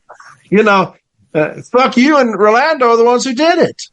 You're the ones who got them. And they are subhuman to this administration. That's who you need to fight for most. All this other stuff, table 2 and all that stuff, obviously, but you got to go in there and have a strong persuader, like Robert Cray sang. A strong y'all know who Robert Cray is? Mm-hmm. Strong persuader. Yeah. Anyway, you got to have a strong persuader in there to either do away with the CCA craft like Renfro said he was going to do, or figure out a way to pay those people. It's an embarrassment. It's an embarrassment to every city letter carrier to have CCAs coming in making poverty wages. It's an embarrassment to us because when I was hired in, this was the shit. The Postal Service, you were rich when you were hired in here. People, I remember when I hired in, they had a party for me because they're like, damn, you made it in the post office. My family threw a party because you're set for life. Now look at us. We're living in the fucking street. It's a shame. I was the same way. I grew up in Hyde Park, Massachusetts, in the city. Yeah. Most of us either came Boston cop, you worked for the MBTA, and if you got a letter carrier, and that was it. Yeah. Those were the three jobs everybody wanted. Yeah. And then I see 30-year-olds in my office. They can't afford apartments anymore. Yeah. Rent for almost $3,000 a month around here. I know they've tried to pass T-Colas or something because some of these areas you cannot afford to be a letter carrier and work in. It's just gone insane. One of the things I wanted to ask you about is the education platform. In my opinion, the ALC has an issue with they have training, they have classes, but a lot of people can't afford to go to them, to these massive training. And how many carriers are you losing? Chris just paid out of his own pocket to attend training, and that's a table 2 carrier. That's a lot of money that affects them. Is there any thoughts of doing something more like an NELC university where you can get these guys for a few months and teach them these classes virtually or in some way, shape, or form so you're not losing these intelligent, great carriers who can't afford or in the position to be able to do that? Yes. Great question. I'm glad you asked. That's going to be under my purview, education. And that's James Henry's big thing is education. My big thing is education, but here's how you're going to do it. Here's how we're going to do it. This will be done. Okay. You can write these things down. We will have mentorships because like you said, a lot of these small branches can't afford to send people to regional training. And that's just once a year. A lot of these branches, can't have meetings. They don't have enough for a quorum. They can't, some stewards can't make it to training because it's too far. You hear people saying, well, my branch is an hour and a half away. And I get off at 6, the meeting's at 7. I just can't make it. So what do you do? That's the reason this podcast was started, is for that specific reason, for those people who couldn't get education because our files were coming up to arbitration. They were ill prepared, not the carrier's fault, not the steward's fault, but they don't have access to education. So what do you do to get education to those smaller stations? We'll have mentorships. We will designate people for those smaller stations. Now, we've got to get the word out to them that we need to know who you are. And that'll be a thing that we get through the business agents. Even if the business agents don't like me, we're going to get through the business agents. Give me your branch numbers, members out there. We'll have portals that they can go to. Any shop steward can go to. They'll have portals they can get into where they can be educated like that. That will happen. I'll have the best IT department in the country. And it will be second to none. We'll have Zooms. That will happen. We'll have Zoom meetings about education where people can ask real-time questions about, we've got these issues, and I'll have people on those Zooms that can answer those questions. We'll have in person, I'm going to call them travelers, that will go from those one station to another. You got RGAs right now, but we misuse those. We don't use those RGAs properly, regional grievance assistants. And so we will have travelers. That will be another position. You talk about the dogs of war. Travelers will be another position where you're going to spend some of your time. It's going to be a big dedication. And you're going to go to these small stations. You're going to sit down with them after work, and you're going to show them how to prepare a grievance, how to file a grievance. Those things will be in person, and that will fall under my purview as well. We'll have WebExes, obviously, so people can, if they can't get off until late at night, we'll have WebExes for them. And the CLC will start white papers. I don't know if y'all know what those are, but those are very helpful dealing with any type of thing. You can deal with it from the beginning to the end. There's a lot of history on that stuff. And so, yeah, those things will be done. On my life, those will be done. When I say that we're going to reach every city letter carrier in this country, that's a promise from me to everybody on here and everybody in the country that we will reach every single city letter carrier in this country, and they will be educated. That's all my life. Next, who's got something else for me? I got one. So, question for you, Corey. So one thing now, you guys are calling for, which I like this demand of, asking President Renfro, after this embarrassment, after this whole process, he needs to step down. Yes. I'm on board. Yep. Now, I think we both know a narcissist is never going to admit to making a mistake. A narcissist is never going to say there's anything wrong with this TA. I have a feeling after 60 days, he's not going to go anywhere. I don't think so. There's no shame to out of embarrassment, I would have quit and I would have apologized and I would have crawled under a rock and never come out. But on the other hand, Mike Cariff has the Article 10 charges. He's trying to get every MBA to substantiate these. Do you feel I think that's more of a plan, to actually have teeth, because this man has no shame. We know he doesn't care. He doesn't care how bad this looked. He literally took the same goddamn contract and put it in this one. But how do you feel about getting on the Article 10? Because I think that is actually, if anything, we can probably get him to at least not negotiate the next contract. Because he's going to that's starting in 11 months, right? We're going in 11 months. He's starting the next one. I'm scared shitless like the rest of us, but what do you think about Article, going through and trying to get, I want to start petitions in our offices to start pressuring our NBAs to do their job and get rid of this man? Yeah. Here's the problem with the NBAs. They're fence riders right now. You've got a lot of them saying that, hey, I'm going to run independent. I'm not going to run with Renfro because he's done. I mean, Renfro's losing. I mean, there's no coming back for him. Regardless of what he does from here until then, he is done. You got a lot of these business agents that are sitting on the fence because they're waiting to see what happens. They're going to be non-committal. A lot of them don't follow Cariff's lead, and that's just the cold, hard truth. They don't follow Cariff's lead. And so that will be hard for him to get that to pass. You can also bring up charges, and I believe, and I will probably bring up a charge myself against him if he does not step down and resign after 60 days. Probably have two, maybe. We'll think about it. The first one is obviously a dereliction of his duty. I think that would be very easily proven. Of course, the executive council will probably kiss this motherfucker's ass on that.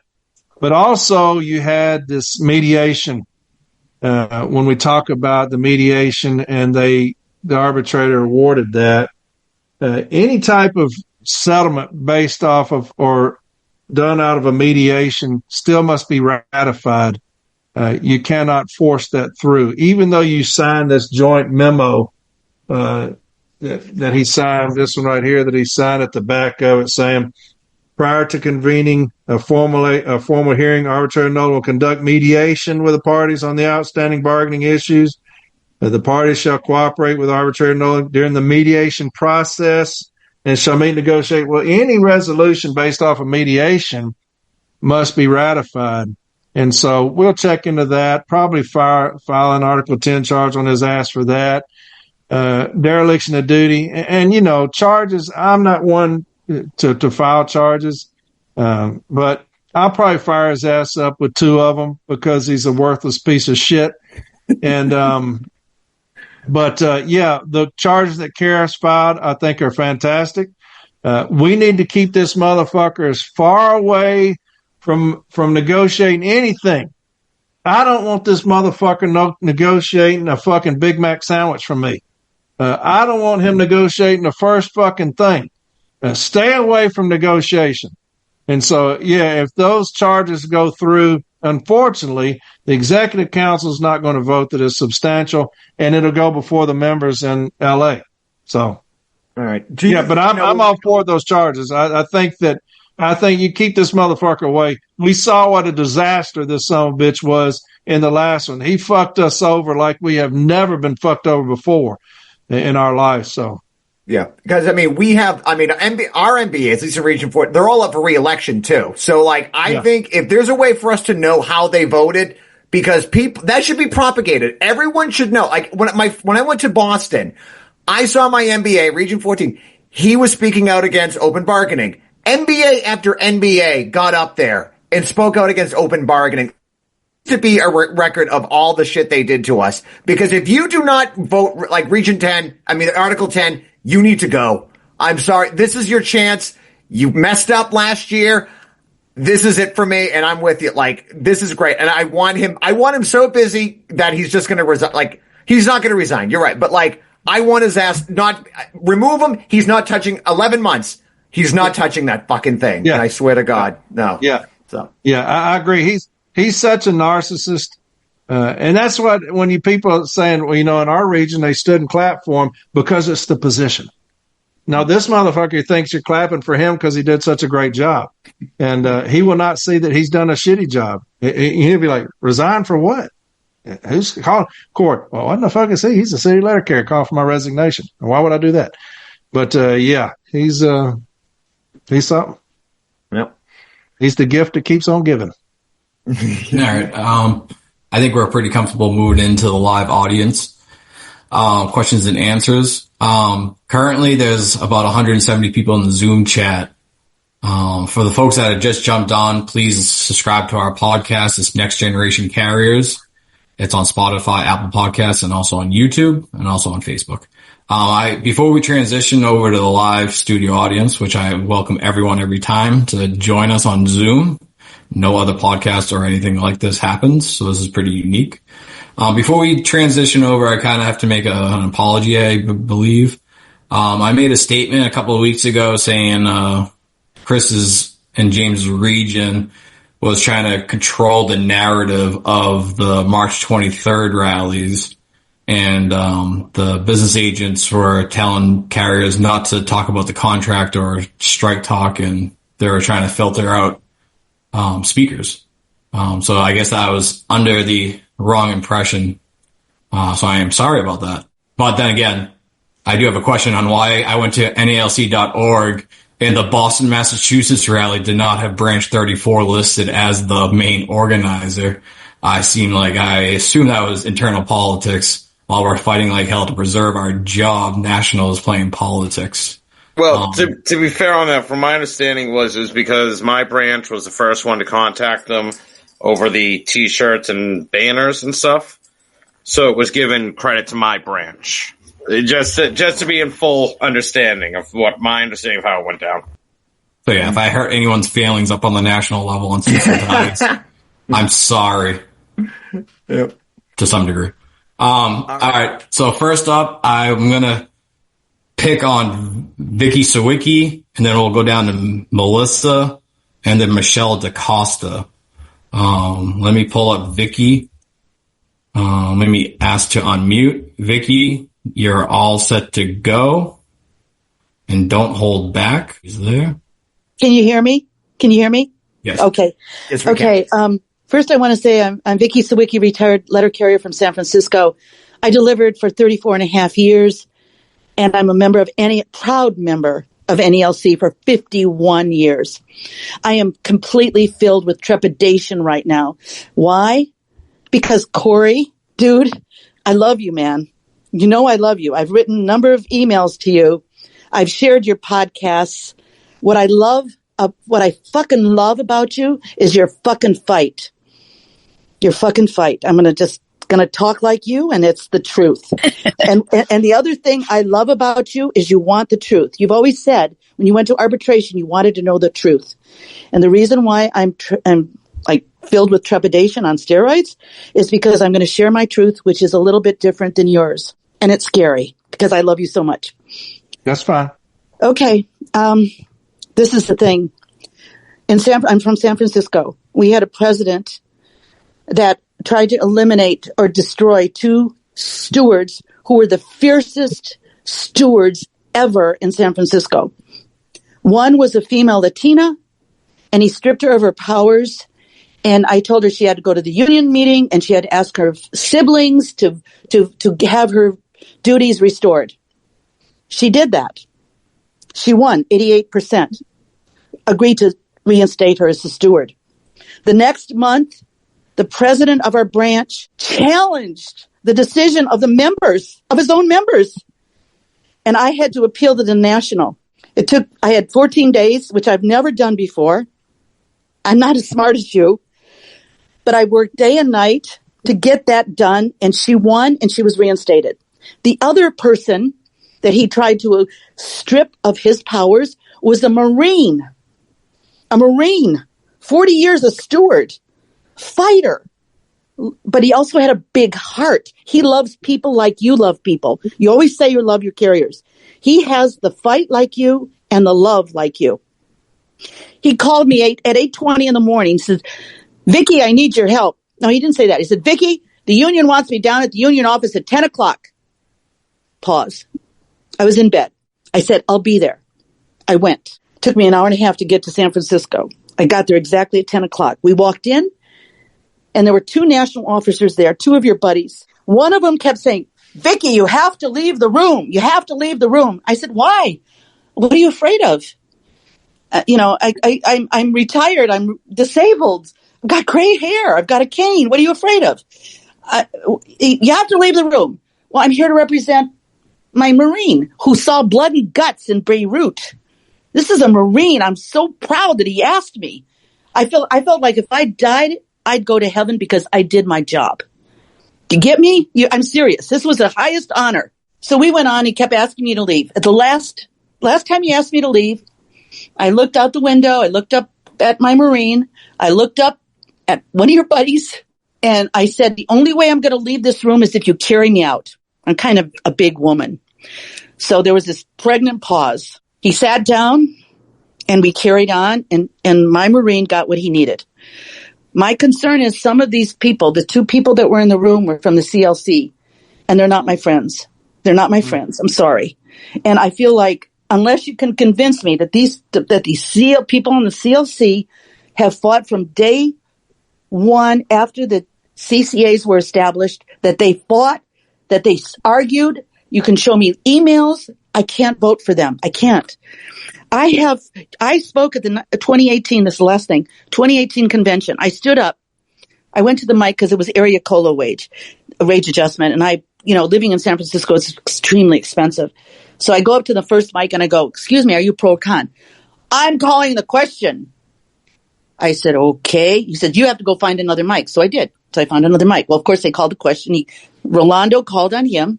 And then the question was called. They voted to call the question. They voted down the resolution for area code wage, adjustment. So I'm standing at the mic, and my business agent comes up to me. He says, Vicky, it's over. Like really hostile, thuggy-like. I said, I know. I have something to share.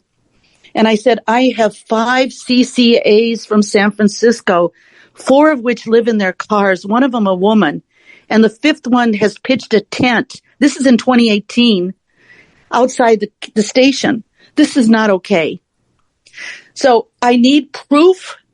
I need really concrete proof that these people have been fighting from day one when we had CCAs. Because you talk about suffering. Corey, I'm looking at you. You can't see me, but I'm looking at you. I know you care about the carriers that are suffering. They're suffering fucking pain. Like Eugene Gates, he's no longer. So,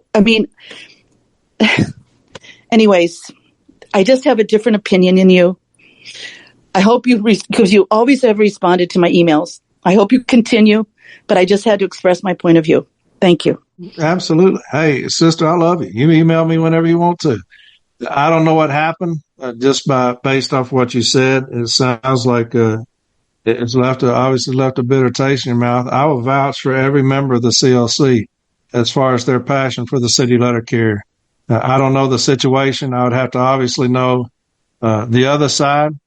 I'm not saying that you're not telling me everything, but again, I would vouch for every single member of the CLC. I've been with them. I've talked with them regularly.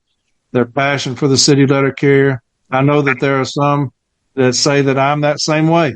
That they said that when it came time to fight, I didn't fight for them, one reason or another. And I assure you, from day one, since 2006, when I became a shop steward, I have fought my ass off for every city letter carrier that I've ever protected, defended, grieved for, and still, there are some that don't like me. So I'm sorry that that's happened to you, my sister. I love you. And, and plus I don't know any names, so I don't know what to say. I mean, I apologize. Cool. Yeah, that was kind of emotional. Melissa, if you want to come on, please unmute yourself. Oops, do that again. Can you hear me? Yeah, you're good. Can you hear me? Thanks. Hey, thanks you guys, Next Generation Carriers, for having this tonight. Thank you, Corey, for spending your time with us. And thanks everybody in chat that's been keeping me entertained too.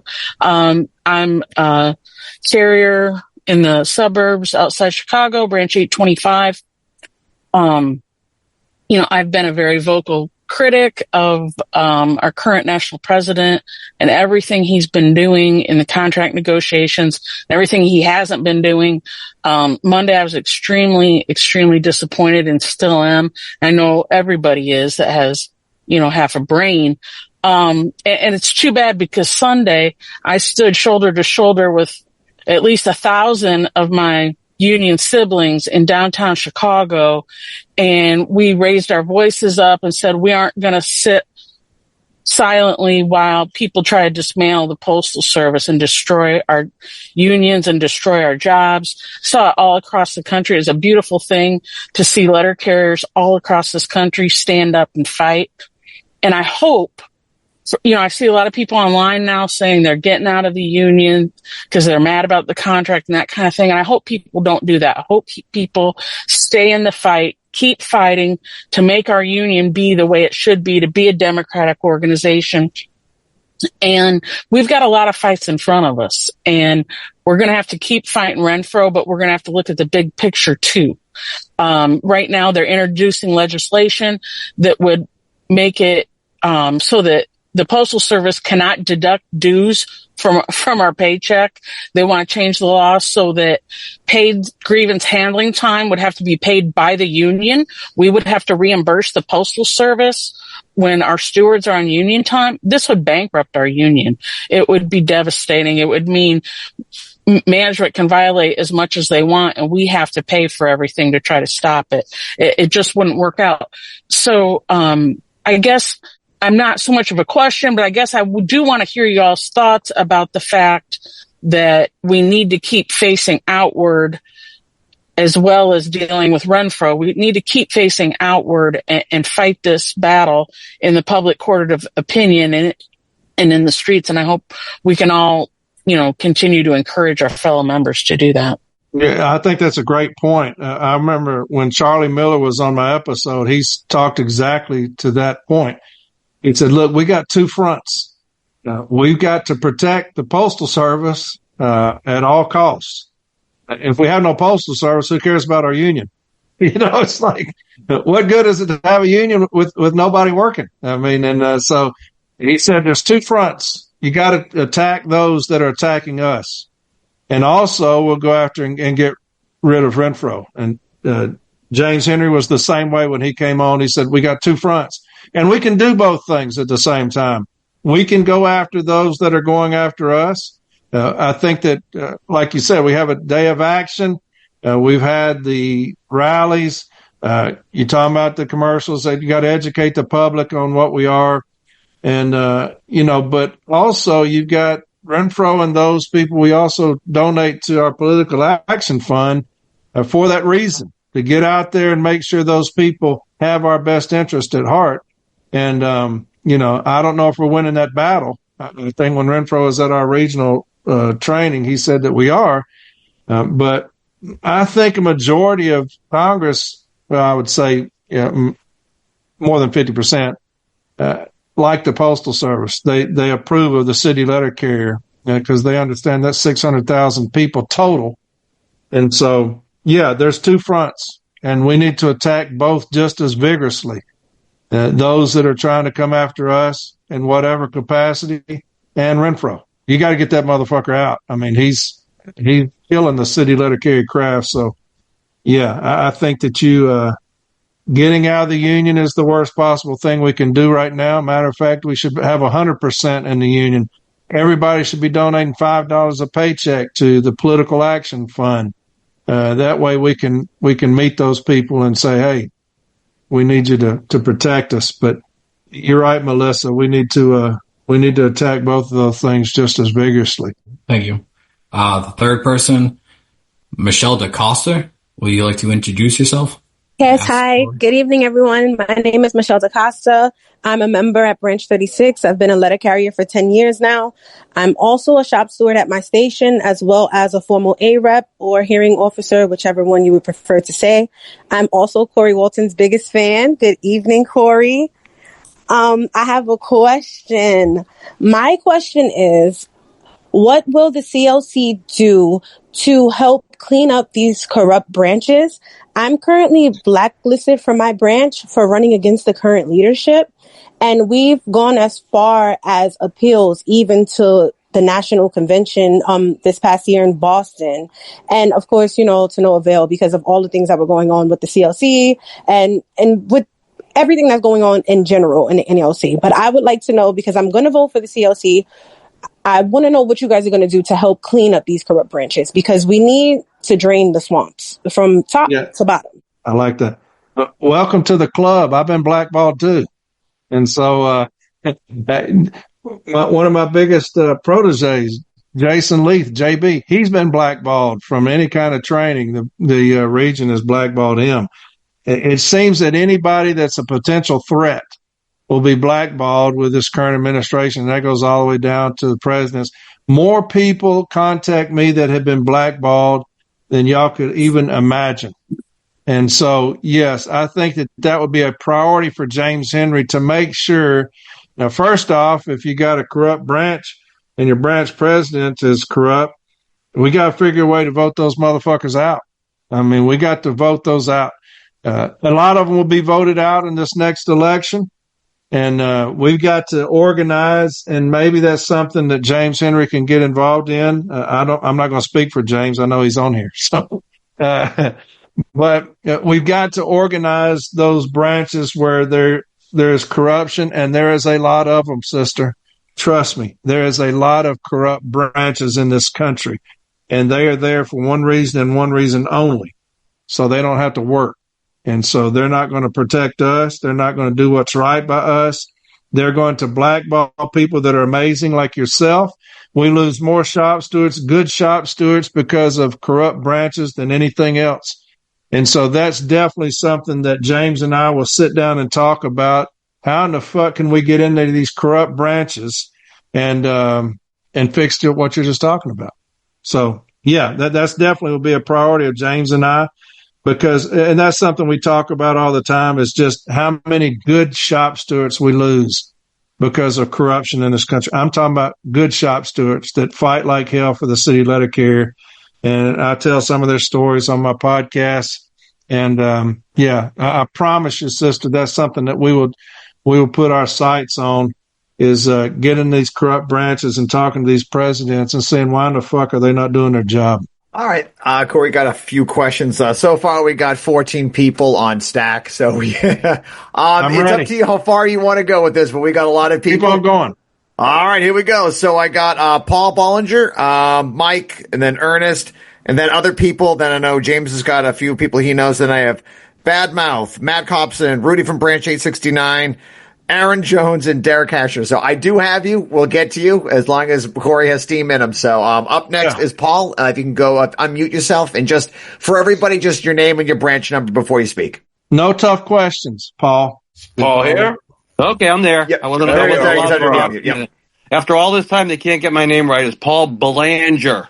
As someone has a complicated last name, my apologies. Chris's last name, Paul. Chris's last name. Thank you, man. Thank you. So, Paul Belanger, Branch 44, New Hampshire. No tough questions, Corbett. I wish I could reach out and give you a hug, brother. It's been a long time. I miss you, my man. I look forward to seeing you again. Yeah, I miss you too. So, I got a question for you. So, we obviously have a piece of shit tyrant right now in a position of leadership. But yes. I think one of the big problems is we don't have a series of checks and balances to stop what happened from happening. Yes. I mean, the Constitution, Article 9, says that the president has the sole determination of referral of all matters to arbitration.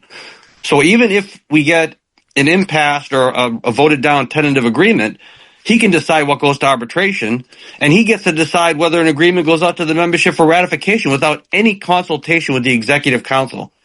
I mean, do you agree that we need to maybe change some of that language? I've got a possible resolution to, I mean, he might make the argument that, well, you know, the Postal Service brought up the failed tentative agreement, and that's why that language is in there. But we could always sign a memorandum saying we're not going to allow that in there.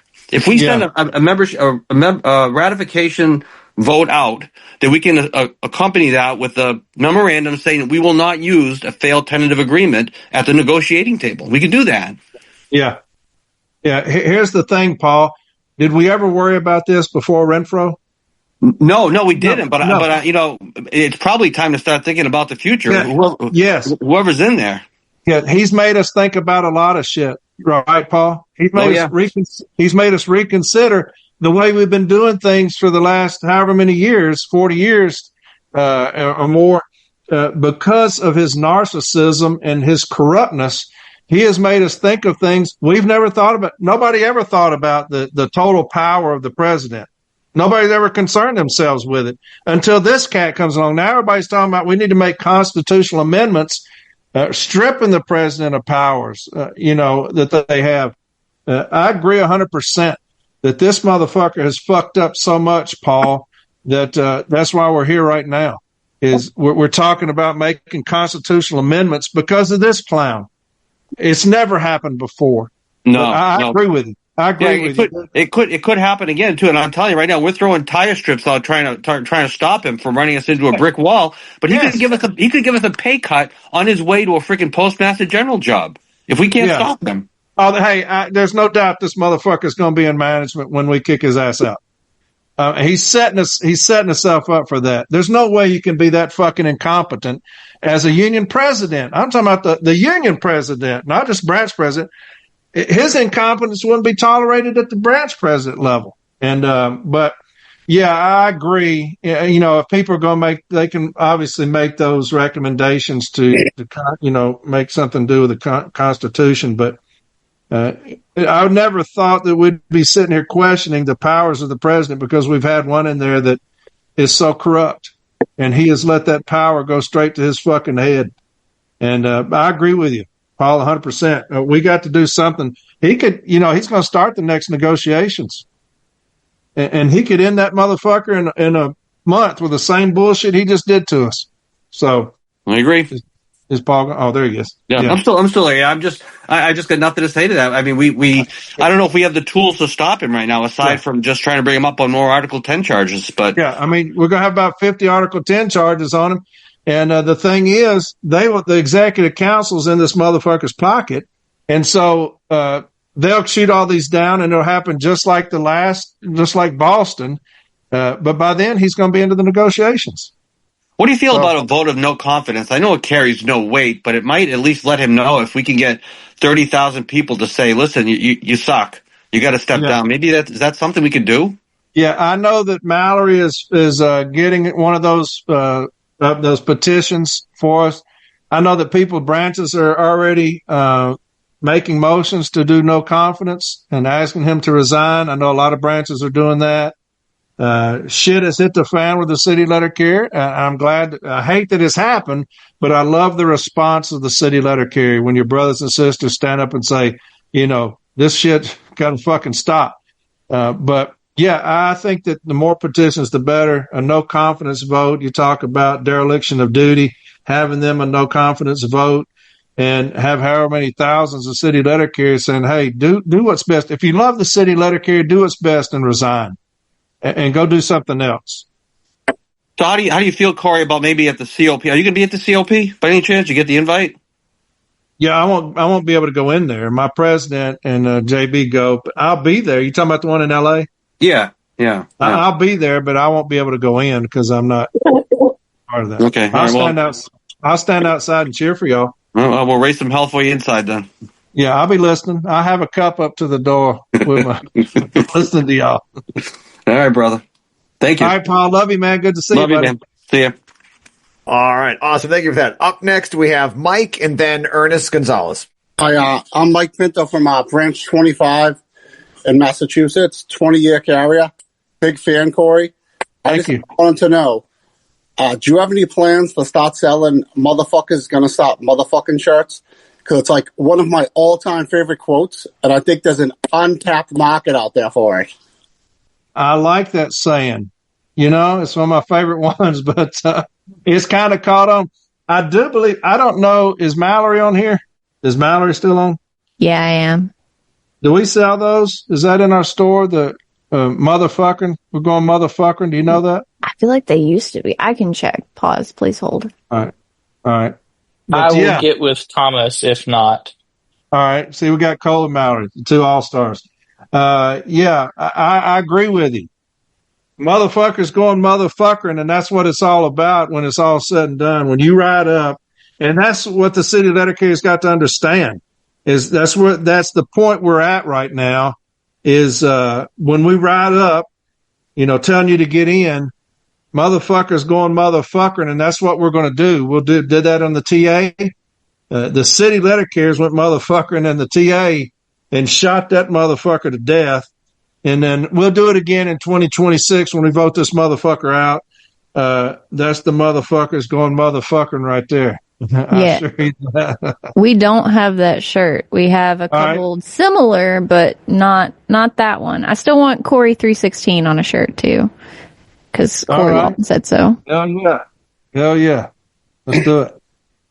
And Corey, do you believe that the arbitration award was predetermined before the parties got together? Because it seems like it was a dog and pony show for the rank and file, that they had already decided what it was beforehand. Because how did they come up with that in 2 days? That's fucking bullshit. 100%. 100% you're right. When you look at this memo they signed, they were setting us up, if y'all can see it. Y'all see that? That's the memo they signed. That is setting us up for what happened. They knew when they signed that what was going to happen. That's my opinion. Because the language in there talks about the mediation. And then it says the arbitrator will use a final and binding award based on the parties' presentations. The presentations, not the arguments. The presentations. So they knew that they were going to go in there and hand the presentation. Those that, when you look at the decision, it talks about the presentations. On the parties' presentations during mediation or in the interest arbitration proceeding. So they opened the door for him to give an award based solely off of mediation. And that's exactly what happened, brother. You got a stipulated award. They signed this memo stating that he can do that. And they go in there mediation for 2 days. And we get a decision in 3, a 20-page decision written up. There's no doubt it was a stipulated award, my man. And we get those fake-ass pictures, them smiling towards the camera like they're actually doing something. Yeah, they're laughing because they know they're fixing to fuck us over. And all three of them, I don't like Nolan anyway. I think he's giving us some shit decisions. And Renfro's saying, we both respect the hell out of him. I don't care for him. And, you got his counterpart there over there fucking laughing, knowing that they're fixing to make all this bank at our expense. And some bitch got his way. With the TA, we voted that some bitch down, and his pride was hurt. Like I said, that motherfucker's ass was bent over that, and he was going to make sure that we got that TA. And that's exactly what happened, baby. And there's no doubt in my mind. All right. Awesome. All right. Absolutely, brother. Thank you. I love you, man. All right. Up next, we have Ernest, Greg, and then Badmouth. All right, brother. I was trying to figure out how to mute this damn thing. All right. So, Corey, how are you, brother? It's awesome to see you again, man. Sir? It's good seeing you again. Just fucking peachy, brother. I can't complain. We've got. I'm gonna have to get you back on. I'm gonna have to get you back on the show. Oh, I would love to, man. I would love to. And I never really gotten a formal chance to thank you. So I guess this would be my opportunity, man. I guess because I've met a couple of you guys now. I've never talked to you formally, but there's a bunch of people that are behind the scenes that most of the people that are probably on this call have never met. I guess I can start with the formerly formerly and beyond class that I went to. Matter of fact, me and Chris were there together, one of the hosts of the podcast. And, James grabbed a hold of me and the rest of my branch actually, and he sat with us for about an hour and a half. And, I remember my brother Ron Speakman called me. He was like, how was it? And, very, very, I think anybody who knows me would agree that very seldomly am I at a loss for words. And I'm not joking. When somebody asks me, describe that interaction, And I tell them, I really can't explain it to you. You'd have to meet the guy for yourself. And I think that, James does an excellent job of remaining pretty professional on most of the appearances that he does. And for those of you who have heard those interviews, they're very in depth. In the case of Ron Speakman, he does an excellent job of giving people 3.5 hours to kind of explain themselves. He's slowly turning into almost like the Joe Rogan of the Letter Carrier Podcast Network. And, yeah, you know, so James, thank you so much, brother. You didn't have to do that. And to grab those 4 dumb kids that we are from South Texas and to spend the time that you did with us, it was amazing to see. If you were there, you know, it turned into almost like people just started huddling around us, you know, just to kind of hear him for the first time. And I didn't know James, you know, and I had my skepticisms about him for obvious reasons. You know, if you have a problem with administration and the current VP is there, you have to assume that, well, nothing's going to change. If he's the current VP, he's already in power. And then I hear him on a couple of podcasts, and you know, I grew up in a really, really impoverished neighborhood down here in South Texas. I have a high school diploma from the lowest performing high school within the poorest school district in the entire state of Texas. That is the limit of my education. So I am not educated by any means. So I normally cuss like you do, you know, which is why most of us love your podcast. You know, it's not that we love cussing, which is what Brian got wrong with this whole campaign. We just love authenticity. And so when we hear you swear, we just know it's you. But yeah, so to hear James and to hear him, you know, come up to me, and I don't want to, you know, give too much of his personality away, but he says, "Hey, Ernest, we're going to chop it up after this, man." When I hear chop it up, I'm like, yeah, he's a brother from Compton, man. All right, yeah, sure. I would love to hang out with you after this, man. And, just to actually hear him be himself, you know, was unbelievably humbling to me. So I want to thank him. I want to thank you, Corey. You know, you started an unbelievable movement, man, that in my opinion, and me and Tyler Vassar talk about this all the time, dude, that if you were to start reinvigorating the labor movement in the United States, if you can center it around the letter carrier who happens to be in every community across the country, you have a legitimate opportunity to start a legitimate labor movement en masse in every corner of the country. And so for that to kind of stem from you just trying to do your due diligence to reach out to those, again, man, I've got a lot of Republican friends. That was my biggest problem with the Fight Like Hell shit. You know, you're going to turn this into a, you should have just voted for Democrats rally. I'm not with that shit. Not that I like Trump, fuck him. But a lot of my friends voted for him because I was not a Kamala Harris fan either, for obvious reasons. And I don't want to get too far into politics, but for you to reach out to those rural communities who continue to lose their way of life and to continue to lose, you know, the opportunity for them to just live in peace out there. I'm a city boy, but when you go out there, you understand why people love it. And for you to start something like that on your own time, to reach out to those people that everyone seems to have forgotten over and over again, thank you for that. And I guess the you know, us having to, you know, I think Ron was talking about it, or he sent the question up earlier that we wanted to start pushing up resolutions, at least in the state of Texas. And I'm so happy to see, you know, Build a Fighting NALC is very prevalent here, at least with the Southeastern branch. I've got brother from Puerto Rico, Bad Miles from Dallas, Fort Worth. I've got Caesar from Arlington. I've got Caesar from Uvalde. I'm from San Antonio. Ken Grigsby from Corpus Christi. My brother Rudy from Puerto Rico. So there's a bunch of us on here. Murphy's from Florida, obviously. So we're going to be pushing these resolutions to kind of limit the powers of the president. And it sucks that we have to do that, but now we find ourselves in a position where we have to protect ourselves in case we get another tyrannical president. And again, I don't know if this question was asked earlier. I've had to come back and forth, but you know, would you and James, if James was to hop in on this, you know, would you guys be on board with limiting the power of someone like a president should you be in power? You know, because there's never the guarantee that we're going to have a president who's actually for the people.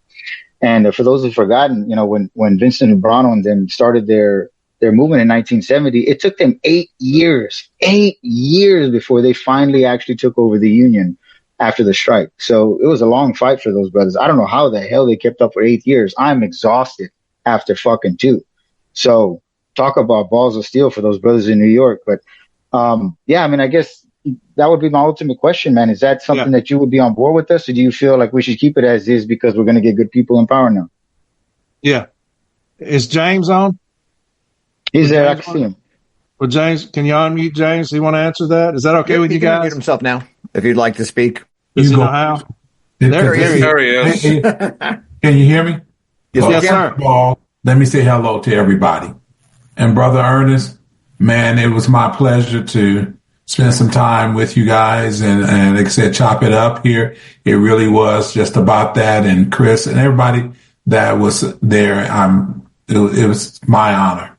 So thank you for that. I got as much of it out of it as you did and the rest of you.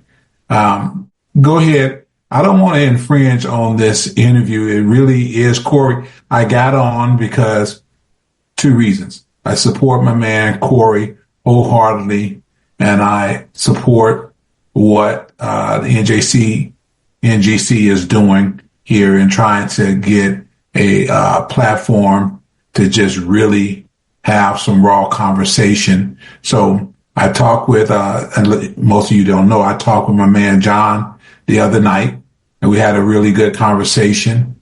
And so the bottom line is that this gives everybody an outlet to be able to ask questions and speak and do the things that they need to do to be heard. And this is Corey's evening. So I'm going to allow you, my brother, to go ahead and deal with this. I'm not going to infringe on your time here. All right. Good seeing you, brother. Yes. And I have an executive council meeting in the morning too. And I'll be you can blame it on those real quick, James. Corey actually let us in on that you're a fan of rap, and that was actually an interesting surprise. We found out you quoted Master P on his podcast. Yeah, yes. You know, I love all kind of music, and particularly R&B and some good rap. And so, yes, I did. I brought Corey up to speed when we were in New York on Too Short. I told him, I said, I have to live my life vicariously through him because I just don't partake in, not that I think people are bad to do this, just not how I roll or how I flow with the profane language. Nevertheless, but I tell Corey, I said, I got a cue for you, man. When I want you to tell somebody off in a profane way, I'm going to say, what's my favorite word? Biatch! You got to say it like short. John, I'm sorry. Too short nose. Yeah. So nevertheless, I don't want to detract from you guys from the Zoom here too much tonight, but thank you for doing what you're doing. Keep up the good work. I encourage you to continue to build and bring in, and this is a community, all of us, and I'll leave it like this. I say, I'm no better than any one of you. This is why when Ernest was talking about when I sat down, and I wasn't intending to sit down for as long as I did, but everything that I do is what has been stated here, and everybody that is, I guess, gravitates to his authenticity. And so whatever the flow is the flow that I go, you know. There's times when I'm speaking and our logo, the lion, just comes out because it's part of me. And then there's times, what you said, that you just need to, just have a general conversation and be professional and whatever the case may be. But what you will always do is get the truth and get honesty because I care, he care, and every one of you care because every one of you could have been anywhere else tonight and you're not. You're right here. So bless each and every one of you guys, and I will definitely catch each and every one of you on the flip flop. All right, go ahead, Corey. Yeah, the thing about James is he's not a politician. If that's what you're looking for when you talk to him, when he's on Zooms, when he's in meetings, James is not a politician.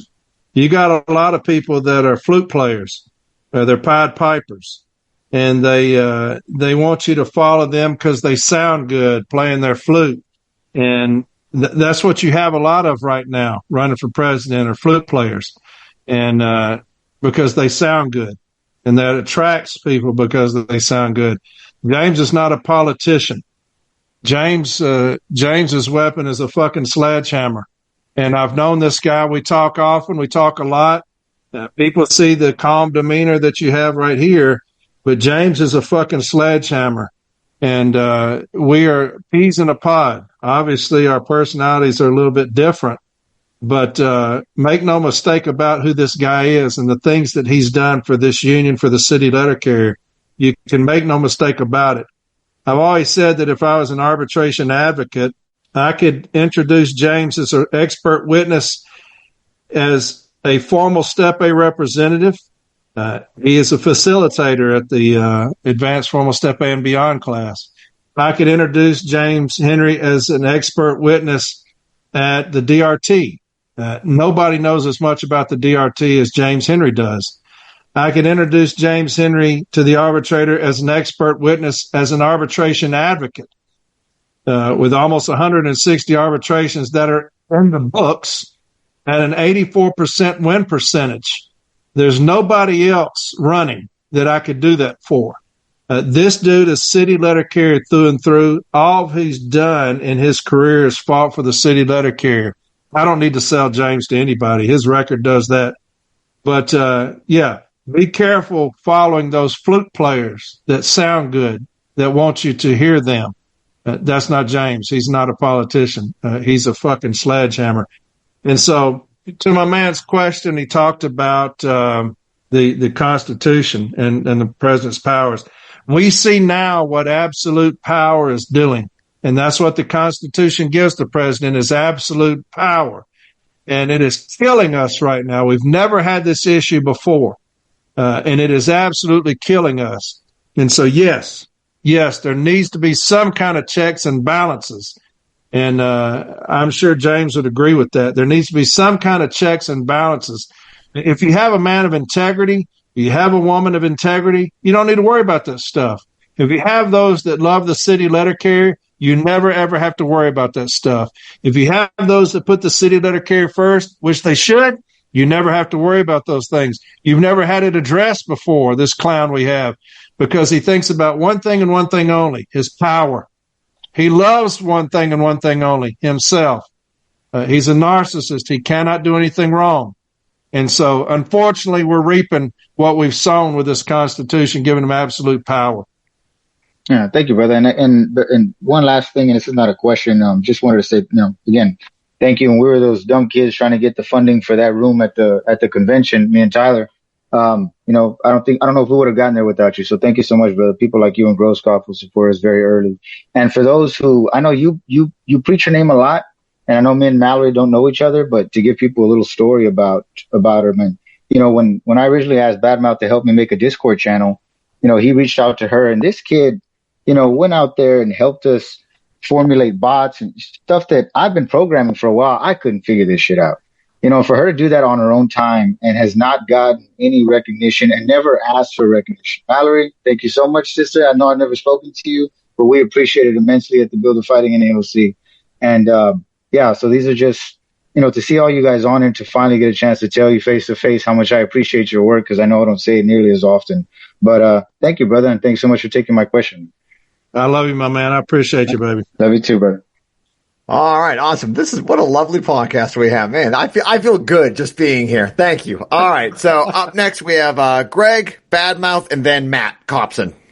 Let's keep going, man. I'm here all night. Hey, Corey, Greg Samuel, branch president 334. I think it's great that you guys came on for this long. We're almost at the 3-hour mark. So I want to thank you for that and for staying on. And as probably one of the few people that actually I wouldn't say I like politics, but I follow it. Doing stuff like this is like the equivalent of like a candidate going out to the rural part of the country and appealing to the regular folk. So I think that's key. So I just wanted to say, thank you for that. So before I bore everybody with my Article 8 question, or your opinion on the Article 8 in the tentative agreement, I just wanted to say, as one of the people that helped organize the Boston rally with all these guys, and it was a team effort. It was James and I were the only presidents there, or that organized it. And for this random group of rank and file carriers to come together and to be on Zooms at 11 o'clock on a Friday night and to be texting nonstop on WhatsApp the next night, right before the rally, the fact that we pulled it off, Chris and I said the next day, we did it. We pulled it off, and it was a team effort.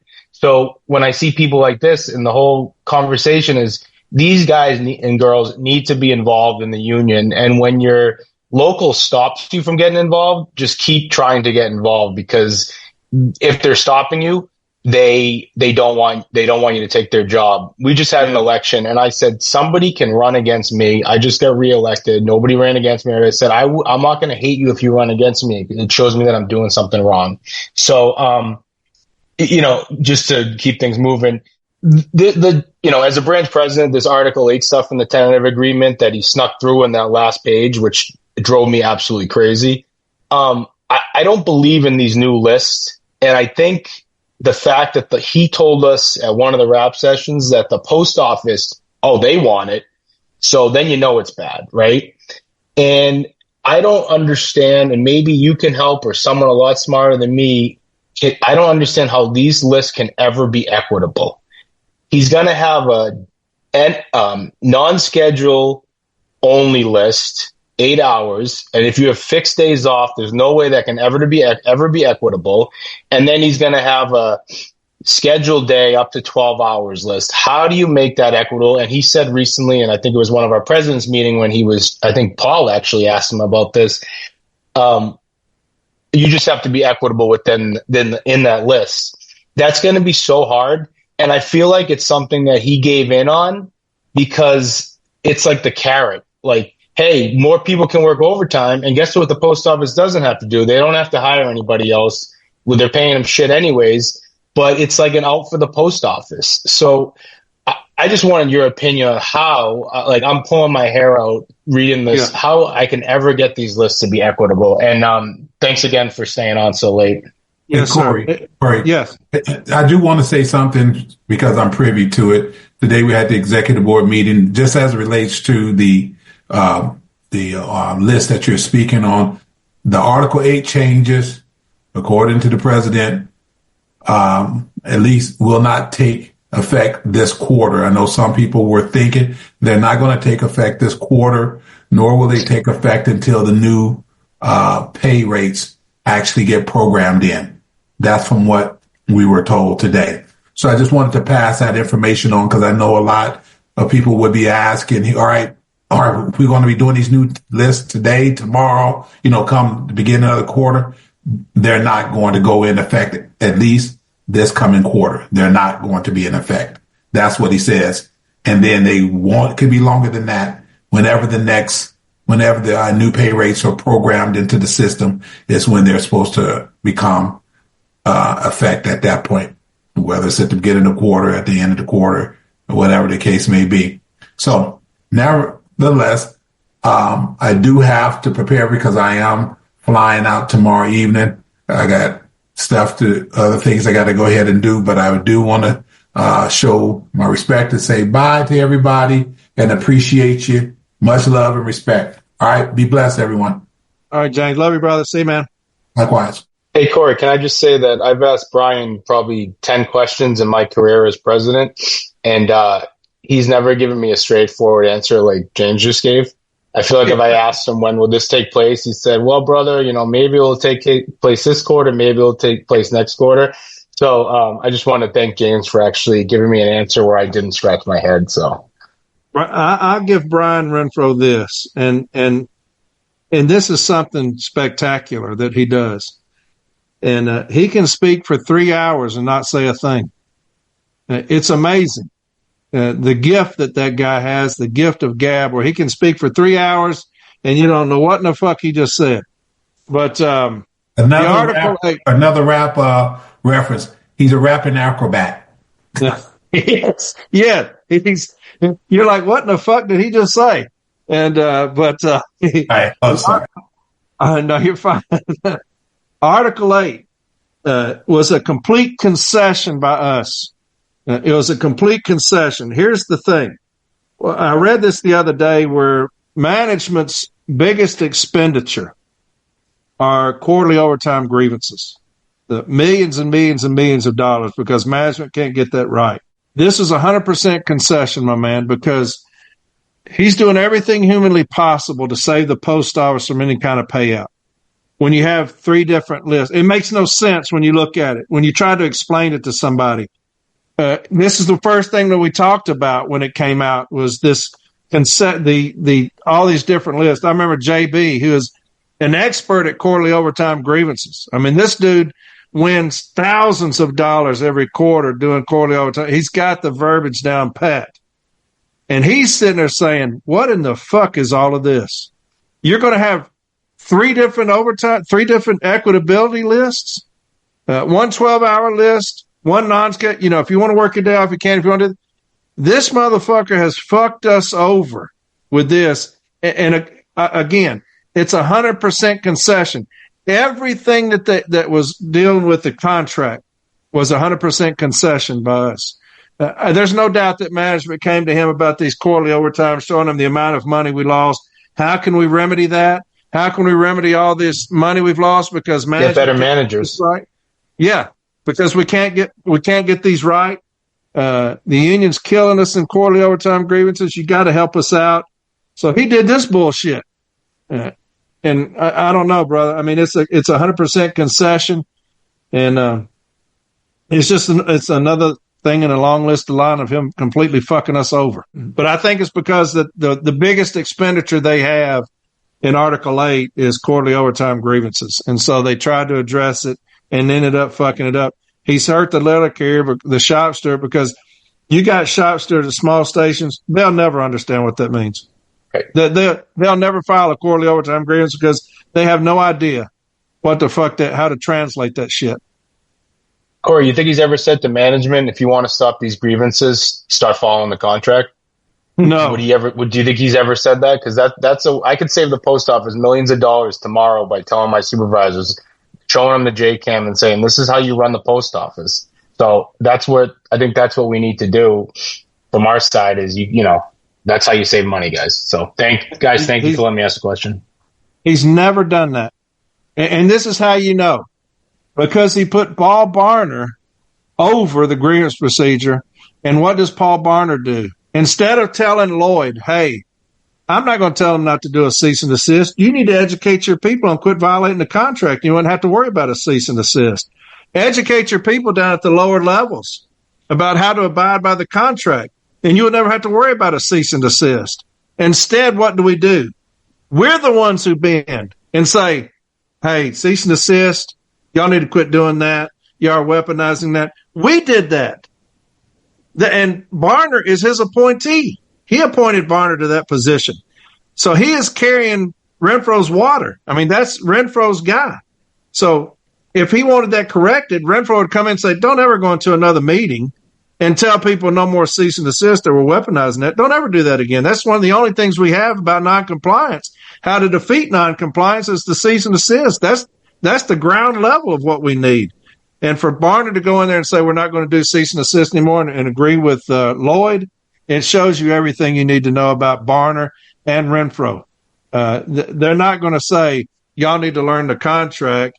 They're going to come after us. They're going to say, we're the bad guys. We need to quit doing cease and desist. So, yeah, he would never tell management to abide by the contract because he's too fucking foolish. All right. So we just get some news. I think, Mallory, you got some news you want to share? I know you wanted to. I know everyone who's been waiting patiently, I do apologize, but I'll make this quick.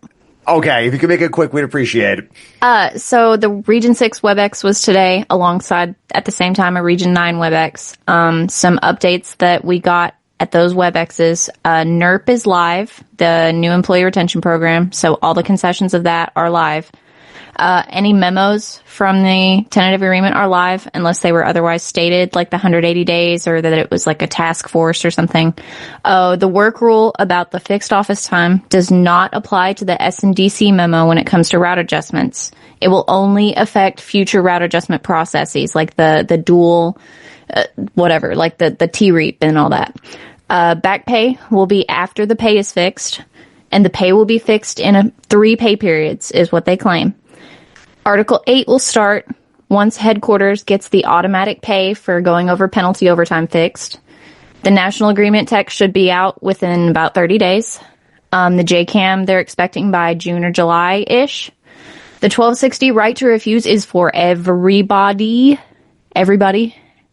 And May 27th to June 26th is the LMOU period. And that's all I had. Hey, thank you for that update. All right. Up next is Badmouth, Matt Copson, and then Rudy. Oh, is Badmouth here? Found it. You just messed up there he about is. that mouth. Okay. Yo. There you are. All right. Welcome, brother.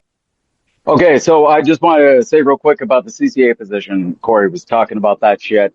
And I just want to I put out a little video a little bit ago about how we need to be angry, we need to be sad, and we need to get it out of our system till it gets down to a usable level where we can grab that energy and use it.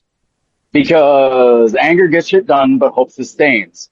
Like I fucking Boyd down here in Region 10 asked me to speak at this rally, right? We do these rallies after they co-opted them from us. They co-opted them from us, and instead of doing rallies that would seem like counter rallies, we joined their rallies. I was definitely recruiting people into the BFN the whole time, but like, we're there to support. After this rally, I spoke at this rally. I immediately went and had to sell fucking plasma. I got track marks on my fucking arms in order to make rent. And then we find out a day later that we were sold out 2 days prior. And he held that shit from us. Corey, you on your podcast recently were calling for his resignation. That is something that is a war drum that I have been banging on for a while. And you throwing your weight behind that to make it feasible now is important. So my question is, right now I'm trying to organize, get the rank and file into calling for his resignation too. My question for you, Corey, and for the CLC, Jesus Christ. Sorry, there's June bugs out here like mad. I had one guy caught in my beard earlier. I threw my phone.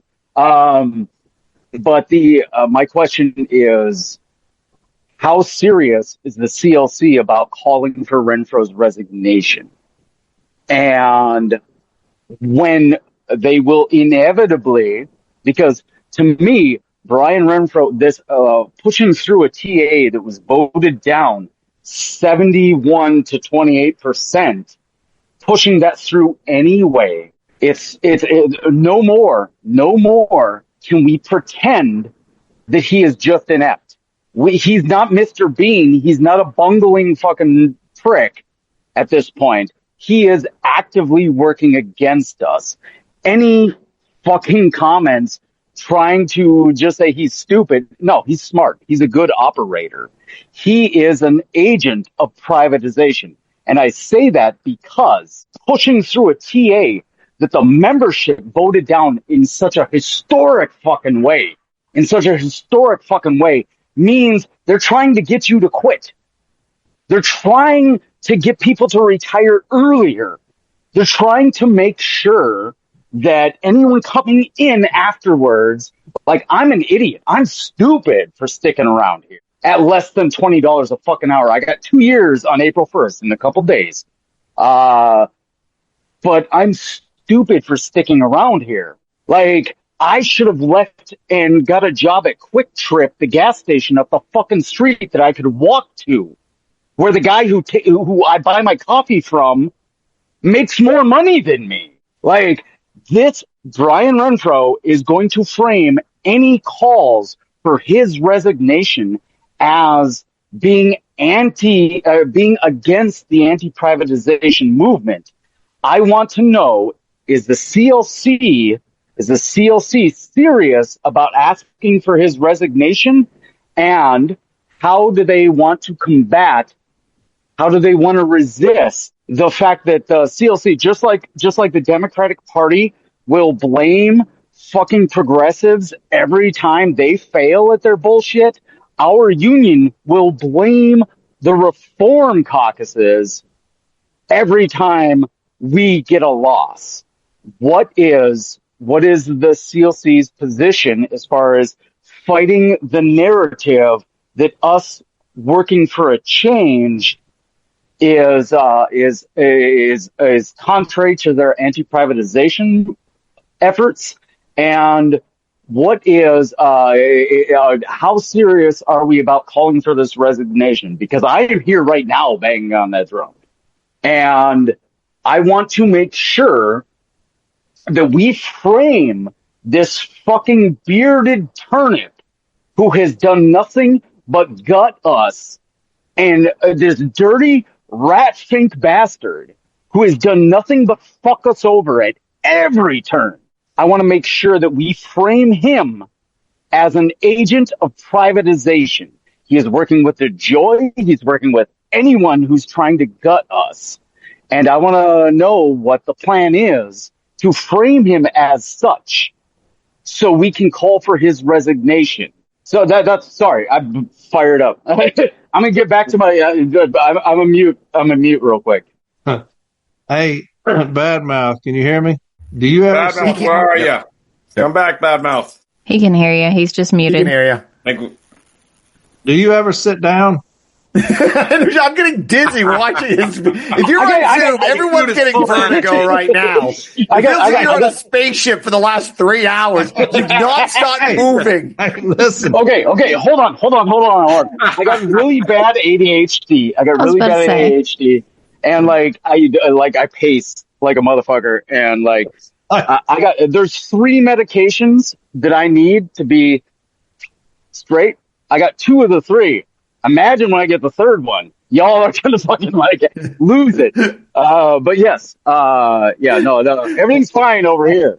I'm just. I was about to say, leave my man alone. He got ADHD. Hey, my man, he's every time I see him, he's walking around. So I'm like, my man never sits down. I can't sit still. I've never been brought up on charges of a stationary event. No. They can't get me on that shit.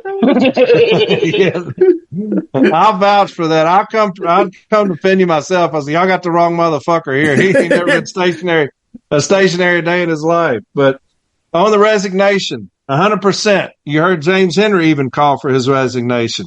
So yes, the CLC is 100% behind this motherfucker resigning. I think Mallory's in the process of getting some kind of something together for people to sign electronically or whatever to get this sumbitch to resign. At some point, you have to say, when is enough enough? It's become obvious when you talk about he's an agent of privatization. I don't know that, but it's become obvious that he does not have the city letter carrier's best interest at hand. It's obvious of that. He does not. And so if you don't have the city letter carrier's best interest at hand and you're the top dog, what do we do with you? We ask for you to resign. And it's past time. We've not done it. We're trying to get through this TA. A lot of people are saying, hang on, wait for the TA. Then you're going to wait for this arbitration. And you see that both of them were equally catastrophically terrible to the city letter carrier. The TA was, we had an opportunity to vote that down, and we did. And then he ended up signing this memo again, like I said, and was able to get the TA pushed through anyway. It's a complete sellout. The TA was 100% management. And so with the privatization thing, I don't know, Badmouth. I can't accuse him of that. If I had more, something to support that with, I would accuse him of it. But I can't accuse him of dereliction of duty. I can prove that very easily. But as far as the privatization thing, I'll be in a position to address political stuff when we're elected, and I will make sure that we do 100 times better job protecting not only the city letter carrier craft, but the postal service. I have to have the postal service. It's vital that I have the postal service. That's where I work. And so, I'll be in a position where I can get some very skilled, talented people from both sides to go over there and nonstop knock on doors and talk to people. But I just think Brian is not a true union person. I know that he says his father was. I just don't think he's a true union person. He's used this as a opportunity to get a position where he doesn't have to deliver. He's very well spoken. People like to hear him talk. That's why I'm saying he's a flute player, and he's never done a fucking thing in his life as far as fights. So hey, we fucked up. I fucked up. I endorsed the son of a bitch when he first ran. I told him that I thought he had a hell of a ticket. And it's one of the biggest mistakes I've ever made in my life was supporting that son of a bitch. And so I was the first one to call for his resignation. And I support that 100%. Awesome. Thank you for that, Corey. All right. Hey, can I hop in real quick? Yeah, sure. One more follow-up if you could. Just keep it quick if you could. Yeah. Oh, yeah. No, I'll keep it brief. Okay. Thank you, Corey. Yes, sir. What we are doing down here in Texas, because I talk to Ernest Gonzalez all the time. Us troublemakers down here in Texas, we are. I've been spamming the fucking chat talking about it. We are going to basically make a rank and file call for his resignation. That it would be great if the CLC joins us in that. It would be great if you join us in that. I'll join you. The idea is I don't get no play for my branch, but I know cats who will show up to hang out and us just sit, us all get together for just a hot second, crack some beers, and talk about all the reasons why Brian Renfro needs to fucking go, and record those videos all across the country. I've already talked to BFN cats in fucking Iowa, and I talked to Capone. Us doing a rank and file thing, because you called for the resignation within 60 days. So it would be dope if we could release a video every couple days of the rank and file calling for that resignation up to that 60-day period that you put out. So I just wanted to say, I keep spamming it in the chat. Fucking June bugs. God damn. I keep spamming it in the chat. That's my personal number. I'm on my 5-day break. I'm making PTF next week, baby. Woo! Nice. Congratulations. All right. I love you guys. Thank you, Corey. All right, brother. Hey, whatever you need me to do, man, I'll do it. Whatever you need me, I'll help however I can. All right. Awesome. Thank you for that, Batmouth. So up next we have, and here's a full list, Matt Compson, Rudy from Branch 69, Aaron Jones, Derek, Ken, James, Mike, Brian. Let's do it, baby. I'm ready. All right. As long as you go. I know it's late. For us here in the East Coast, it's 11 o'clock. So, but like I said, go as long as you can. If you throw in the flag anytime you want, brother. Try to keep the questions short for other people too, guys. Yeah, let's keep it going. Can ask them. I'm ready. Who's next? Matt. All right. Oh, you are. Okay. You can hear me? Yes. We can hear you. Cool beans. So my question is, with the CLC coming in, right? Because you're going to fucking win in 2026. So education, right? Shop stewards, alternate shop stewards and everything. They're going to learn no matter what, right? You're going to have some sort of platform to educate the masses. Yes. Yes, sir. To any office, any branch, anything. So everyone who is willing to learn is able to. Yes. Yes. Or you want to know how I'm going to do that? Oh, fuck yes. All right.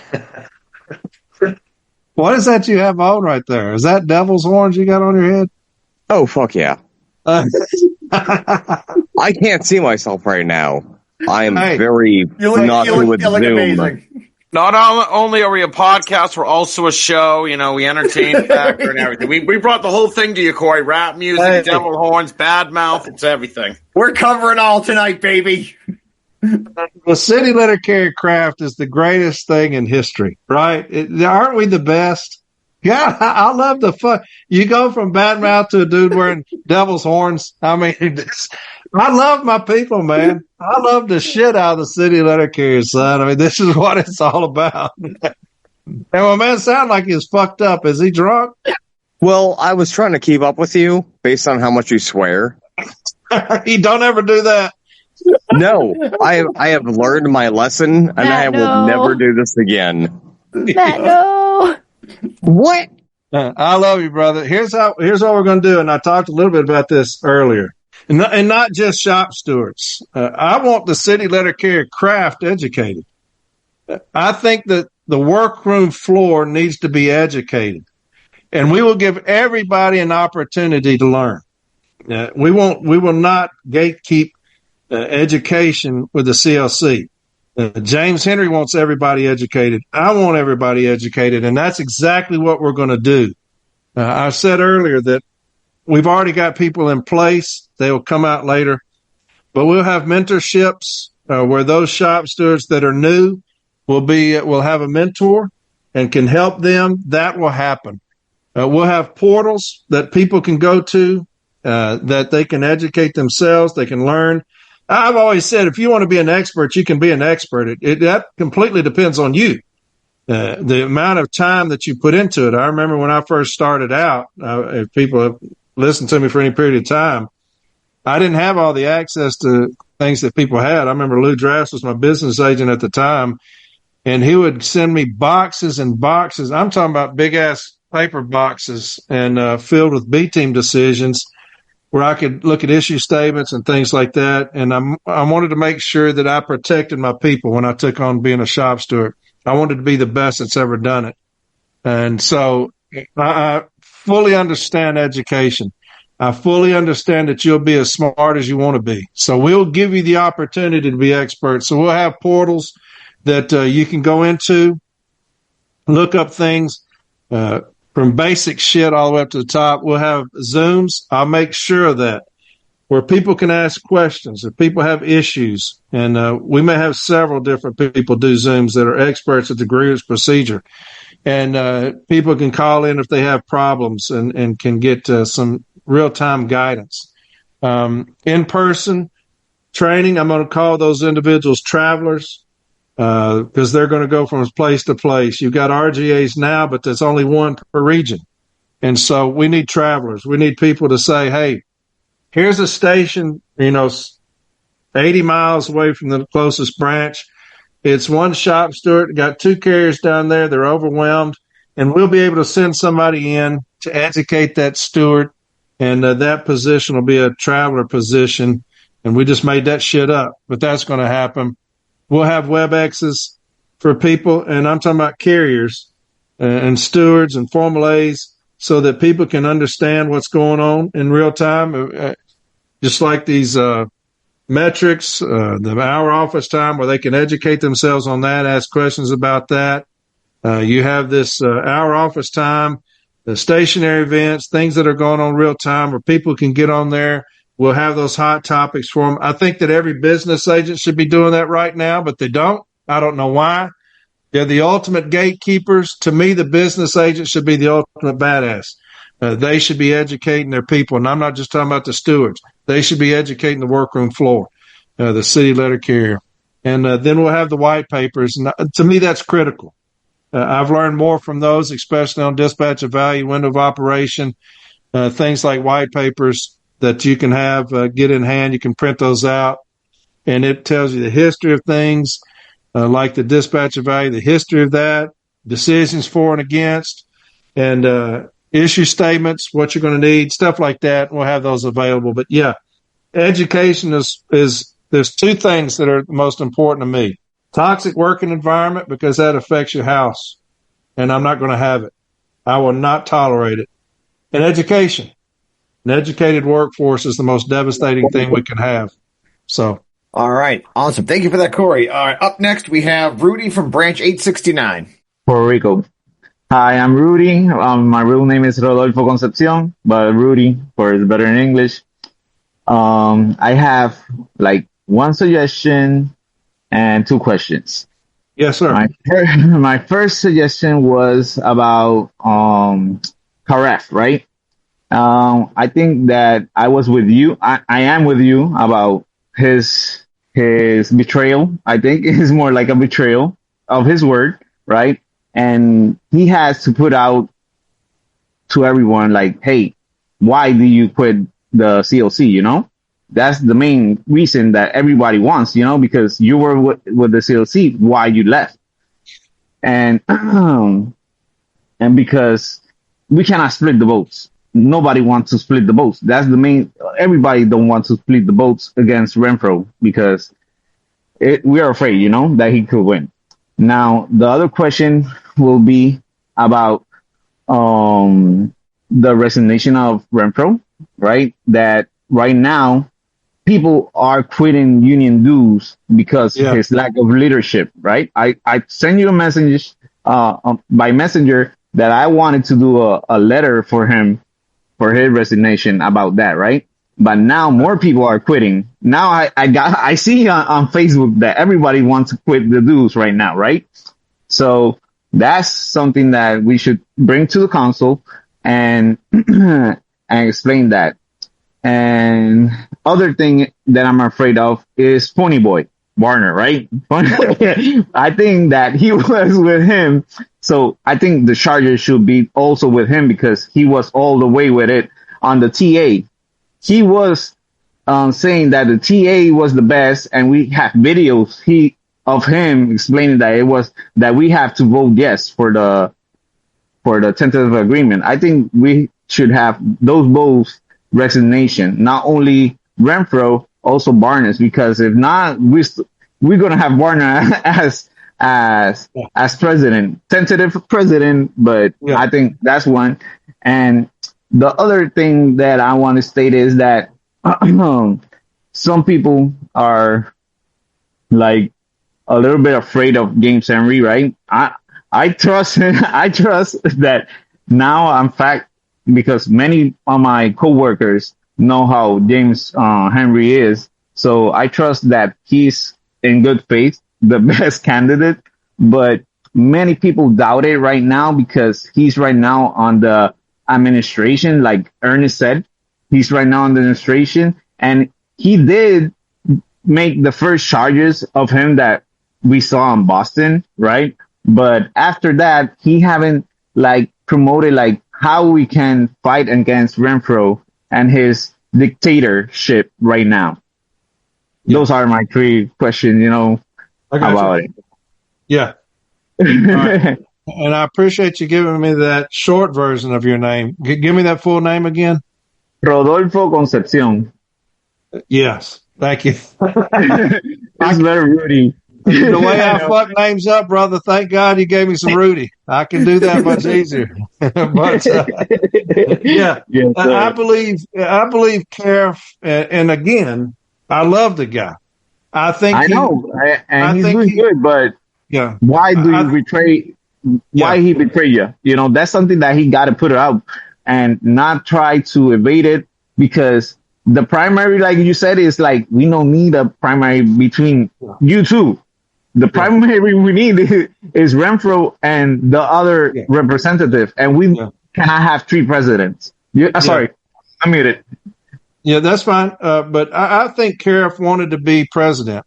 I think that he was looking to the CLC and was hoping that he would be the pick of the CLC, and he wasn't. But I just think that he ultimately he wanted to be president. He didn't want another position, and that's fine. But it's just how all that was handled.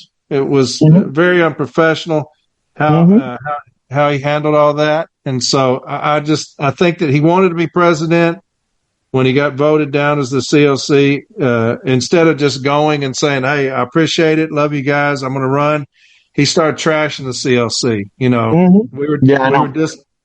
were discombobulated. We didn't know what was going on and all this stuff. And to me, that was very unprofessional, and we bit our tongue as long as we could. And then we had to come out, and eventually you're going to have to defend yourself. But people and their union dues, I said it before, I'll say it again, I'll say it in the future. The worst thing we can possibly do right now is get out of the union. First off, you can't vote if you're not a good person, carrier in good standing. Can I talk? Yes, go ahead.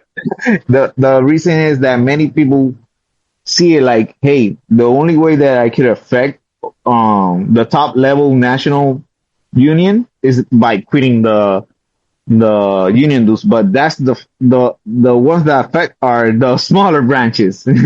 But but it's the only way that they see that, hey, people are quitting because of his leadership. You know, that's how people see it. Like they are earlier on, they say like, oh, on the rallies, there weren't a lot of people, but they have to think that people are disappointed on the union. And since we are doing the rallies, the people are disappointed. That's why they are not going. They don't believe in the union anymore, you know? Yeah. I would implore people not to get out of the union. That is the worst. The union has $500 million in the bank. Renfro's going to get paid regardless. You know, he doesn't give a fuck about us. But you need to, like I said, you get out of the union, you're not going to be able to vote. And so you're kind of like James Henry said, you're cutting off your nose. They'll sign in again before the votes. That's what they're saying. They'll say, okay, I will sign on November before the votes and sign in, you know. I mean, I can't make them stay their mentality. That's their mentality. That's because I told you already that in my station I already have 5 people that already sign out, and they're just waiting for their annual year to receive the dues. Other 3 people. As far as Barner's concerned, you know, the Constitution gives the president sole authority. So your charges will go against the president. You had business agents coming out in his defense. You had business agents coming out trying to sell this TA to us. You had branch presidents coming out trying to sell this TA to us. You had executive officers trying to come out here, resident officers coming out trying to sell this TA to us. But the one that's responsible for the TA is Renfro. And so that's the one you're going to bring charges against because he's got full power. He made sure that he cut everybody else out. Nobody else had a say. Nobody else knew what was going on. And so you're going to bring charges up against that son of a gun because I almost said that word that John told me I couldn't say. But you're going to bring charges up against that dude. And as far as Henry is concerned, remember, James Henry was not seeking to be a resident officer. Fred Rolando went and got him, and he got him because of his popularity amongst his region. His what he's done as far as the city letter carrier and helping the city letter carrier. And so he's only been up there about a year and a half when all this shit was going on. And so, I mean, I think Mike even said that James Henry wasn't a voice for change up there. And yet Mike's been up there 10 years and James was up there a year and a half, and both of them announced their bid for presidency at the same time. And so, you know, James Henry was he's been up there and he's been lied on. He's got stuff, been accused of shit. He got blackballed. He's had stuff removed from him. And so, I mean, I don't think that we can hold James Henry accountable for anything. He's just been up there about a year and a half when he says, hey, I'm going to run for president because shit's not going well. So. No, all right. I believe that. But hold on, if I can just say, we're going on 3 hours right now. So we do have we have about 6 other people. Come on, let's so go. If we could just, all right. Only because I know Corey and look at John. Everyone look at John right now. John's asleep. He's been up since 2 a.m. This poor man. We definitely want to have you back on. So that's the thing. But if we could just get through these questions. And, cause John's going to edit this and I feel bad. John may die sleeping, right? Look at that. So he's all right. So if everyone could just ask like a short 2-minute question for the rest, and then hopefully we can have Corey back on. We can do more Q&A because this is fun. I really enjoyed it. But, all right. So I just want to have Aaron, Derek, Ken, James, Mike, Brian, and Rick. If you go over 2 minutes, I'm just going to intervene. I don't like doing it, but just for the sake of time, I'm just going to intervene if you're going over 2 minutes for your question. Let's do it. Who's next? There you go. Easy. Go for it, Aaron. Just your name and branch if you could. Aaron Jones, branch 404. First time listener, long time caller. I got a quick two-part question. Tonight we've heard that James Henry has excellent taste in rap, and we already knew that Renfro was a juggalo. What's on Corey Walton's playlist? This is the honest to God's truth, and you can ask my wife. I will play. Like we drove to Texas. I'll play country music for 6 hours. Then I'll play 80s music for another 6. I love R&B. I love rap, especially Run DMC, LL Cool J, and anything back then, Curtis Blow, anything like this. Really anything besides, I even like a little bluegrass, but I'll listen to just about anything because when I was an arbitration advocate, I traveled all over the Southeast. And so I would just get on YouTube and push in a rap, and I'd listen to everything. I know every word to every song ever written. But I love just about every genre. I love it. Awesome. John Murphy, I'm Waco, Texas. And second part of my question, you mentioned on the newest From A to Arbitration episode that you are going to file charges on Renfro. Are you going to have the rank and file sign on to that? I know that Mike Cariff did his electronically. However, the investigator threw ours out because it's electronically. Well, if you do file charges and let us sign on, can we do it physically so it doesn't get thrown out? Can Mallory, can you answer that for me? I'm looking into it. I'll have an answer for that like next week. I'll figure something out. I've been busy, but next week for sure we will have an answer. Yeah, I'll get with you on the Discord, Mallory. Yeah. Thank you. Yeah. She reached out to me about that. She was ahead of the game on that as far as getting people to sign on. So yes, to answer your question, yes, just don't know how yet. All right. Awesome. Derek K, if you could just give your name and branch number and how to pronounce your last name, because I give up. You are a coward, sir. It is Cross R. Derek Cross R, Branch 10, Hiawatha, Kansas. That's amazing. All right. And my question for Corey is, we hear all the time about carriers who are living out of their cars or just, sleeping anywhere, homeless. And is there anything that we could do to try to help them going forward when you get into office? Absolutely. Absolutely. I mean, you look at John Cruz up there in Brooklyn, who is an absolute fucking beast as a president. He goes in and makes accommodations in their union hall. So there's you something right there. I mean, if we have to put in, if you have carriers that are homeless, if we had to put in some kind of living facility in union halls, I don't know why we can't do that. Now, of course, we don't want to promote people to just come up there and live, but it's bad times right now for the city letter carrier. It's worse than it's ever been. I've been doing this 32 years. We're in bad a shape right now as we've ever been. And with this current administration, there's no hope in sight. Of course, when the CLC takes over, the city letter carrier will take over. But I think using John Cruz's model would be perfect. And I think that we could have John Cruz come on here with me one time or something, answer some questions about what he's doing, how he did it. But yeah, I think that we should do a lot more for the city letter carrier that's in a bad fucking way right now. And I think that John Cruz has kind of set the blueprint for us on that. Can I hop in on there too? Yes, ma'am. I'm going to also say that through the Discord in particular, when people send us fundraisers for carriers when something bad happens to them or if they need help with medical expenses, stuff like that, we usually try to share it in announcements like people's GoFundMes and stuff like that. So if anybody ever knows of any carriers who are in financial distress, need help with stuff, we usually try to share that to the people on Discord so that if they have the means to help other people, that it can be shared widely. All right. Thank you. Awesome. Thank you. I just want to add, I think Corey Walton has officially become the Iron Man of this podcast. You officially won the title the longest time. Mallory has already pulled up a comfy chair. Murphy's fallen asleep. Yep. Congratulations. And you did beat Brian Renfro. And send it to you. Yep, you beat Renfro. He was there for 2 hours and 45 minutes. So feel glad about that. So anybody that can talk longer than that motherfucker's done something. You know what I'm saying? All right, awesome. Up next we got Ken. All right, Ken, go for it, brother. Hey, this is Ken Grigsby, Branch 1259, Corpus Christi, Texas. I just kind of wanted to pose two questions, or maybe three. Would you take Cariff in the CLC if he withdrew his candidacy, and where would he fit? No.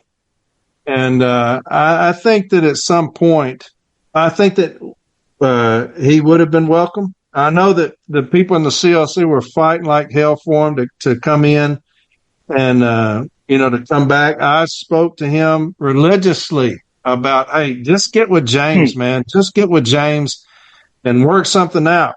If he's telling anybody anything other than that, he's lying. I implored him to come back to the CLC. He does not agree with the CLC, and he'll tell you that. and Mike wants to be president. He does not want another position. I said initially I thought he would be the perfect person for director of city delivery because he knows so much about city delivery. I thought he would have been a perfect candidate for that, and that he could have just stepped right into that role of president when James Henry, finished his term. But I've always said that James Henry needs to be in there right now because of how he organizes, because of his integrity, which is we're missing that. We're losing people left and right because of the integrity of the president now. And but I thought Mike would have been a perfect candidate for director of city delivery because he's so knowledgeable. And I think that ship has sailed because of the things that have transpired. You've got to be honest. You just be honest. If you're honest, man, we can overlook a lot of shit. But God dog, I mean, at some point, we just had to cut our ties and wish him the best. I love the guy. I hate how it's transpired, but I would say no. Okay. I have another question. It's different topic. Sir. And I just seem to be beating this one. Do you plan on educating the audience that you have on how to gain public support and not lose influence over our political alliances because of their work ethics? You know how these new kids are just coming along. Yeah. And they're just not professional. They're not, I don't know how well y'all going to beat them over the head with being professional carriers. I think the worst thing that's happened was taking the test away to get in. When we had the test to get in, you had to be dedicated because it was a tough little test. You had to get on that register and wait your turn. Of course, with how much we make right now, who wants to take a fucking test to get in here and you're not going to make no money? So I think that everything is kind of the perfect storm of where we are now. We quit taking the test. You can walk straight in off the street and start delivering mail, and we don't pay anybody. And so who really wants to do that shit? So you're going to get those people that, they can work here for a while and fuck this job. I'll go work at McDonald's and make just as much. Fuck that job. Go do something else. So it's kind of the perfect storm of where we are right now. And, the CCA position, we need to fight harder to do away with that. And I think that there are things that we could put back into place that makes this a more cherished job, one that people look forward to coming into. But as long as you're not paying anybody anything, really, what are you expecting of them?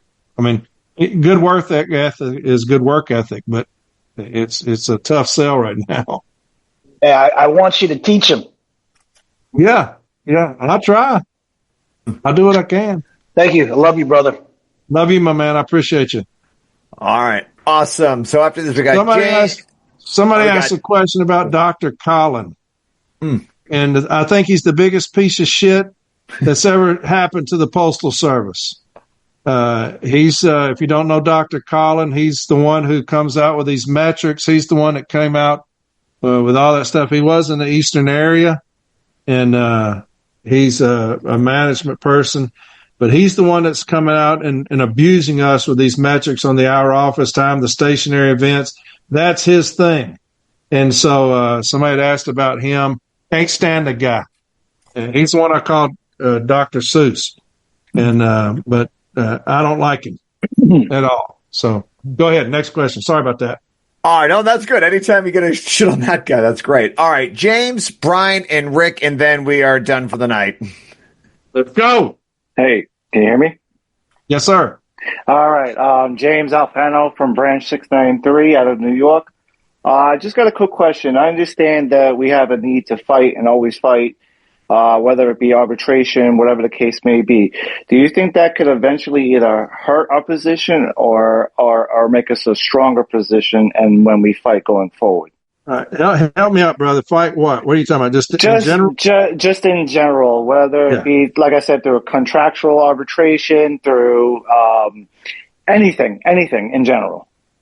Yeah, I was under the mentorship. I had Dave Clark, who was my branch president, who brought me in in about 2008 to be the formal Step A representative.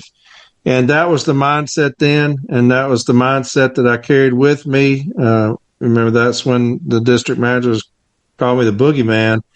And then had Pete Moss as the business agent, who to me was the single baddest motherfucker that's ever worked with the union, was my business agent, Pete Moss. I would put him against anybody in the history of the union as far as being just a badass son of a bitch. Sorry about that, John. Badass. That's the one word John said don't do. And doggone. But shit happens. Sorry, but and as an arbitration advocate, he got me into that and taught me the just fighting like hell, the real fighting like hell, not the one this stupid motherfucker we got now does. But so that's all I know, my man. And I think that as a union, by design, you fight every fucking thing you can for the city letter carrier. You do not give an inch. You do not give management any quarter. You fight your ass off. And I think that if you do that, management will concede rather than us. Management fights everything. They come up with everything. Look at what they're doing with these telematics, with the stationary events, the hour office time, the metrics, where they talk about these parameters. They're forcing them down our throats as standards. And management does that. They fight every fucking thing. The shop steward is busier now and exhausted because of the things that management is doing to us. And why are they doing that? Because we do not fight. And so I think you cannot fight enough.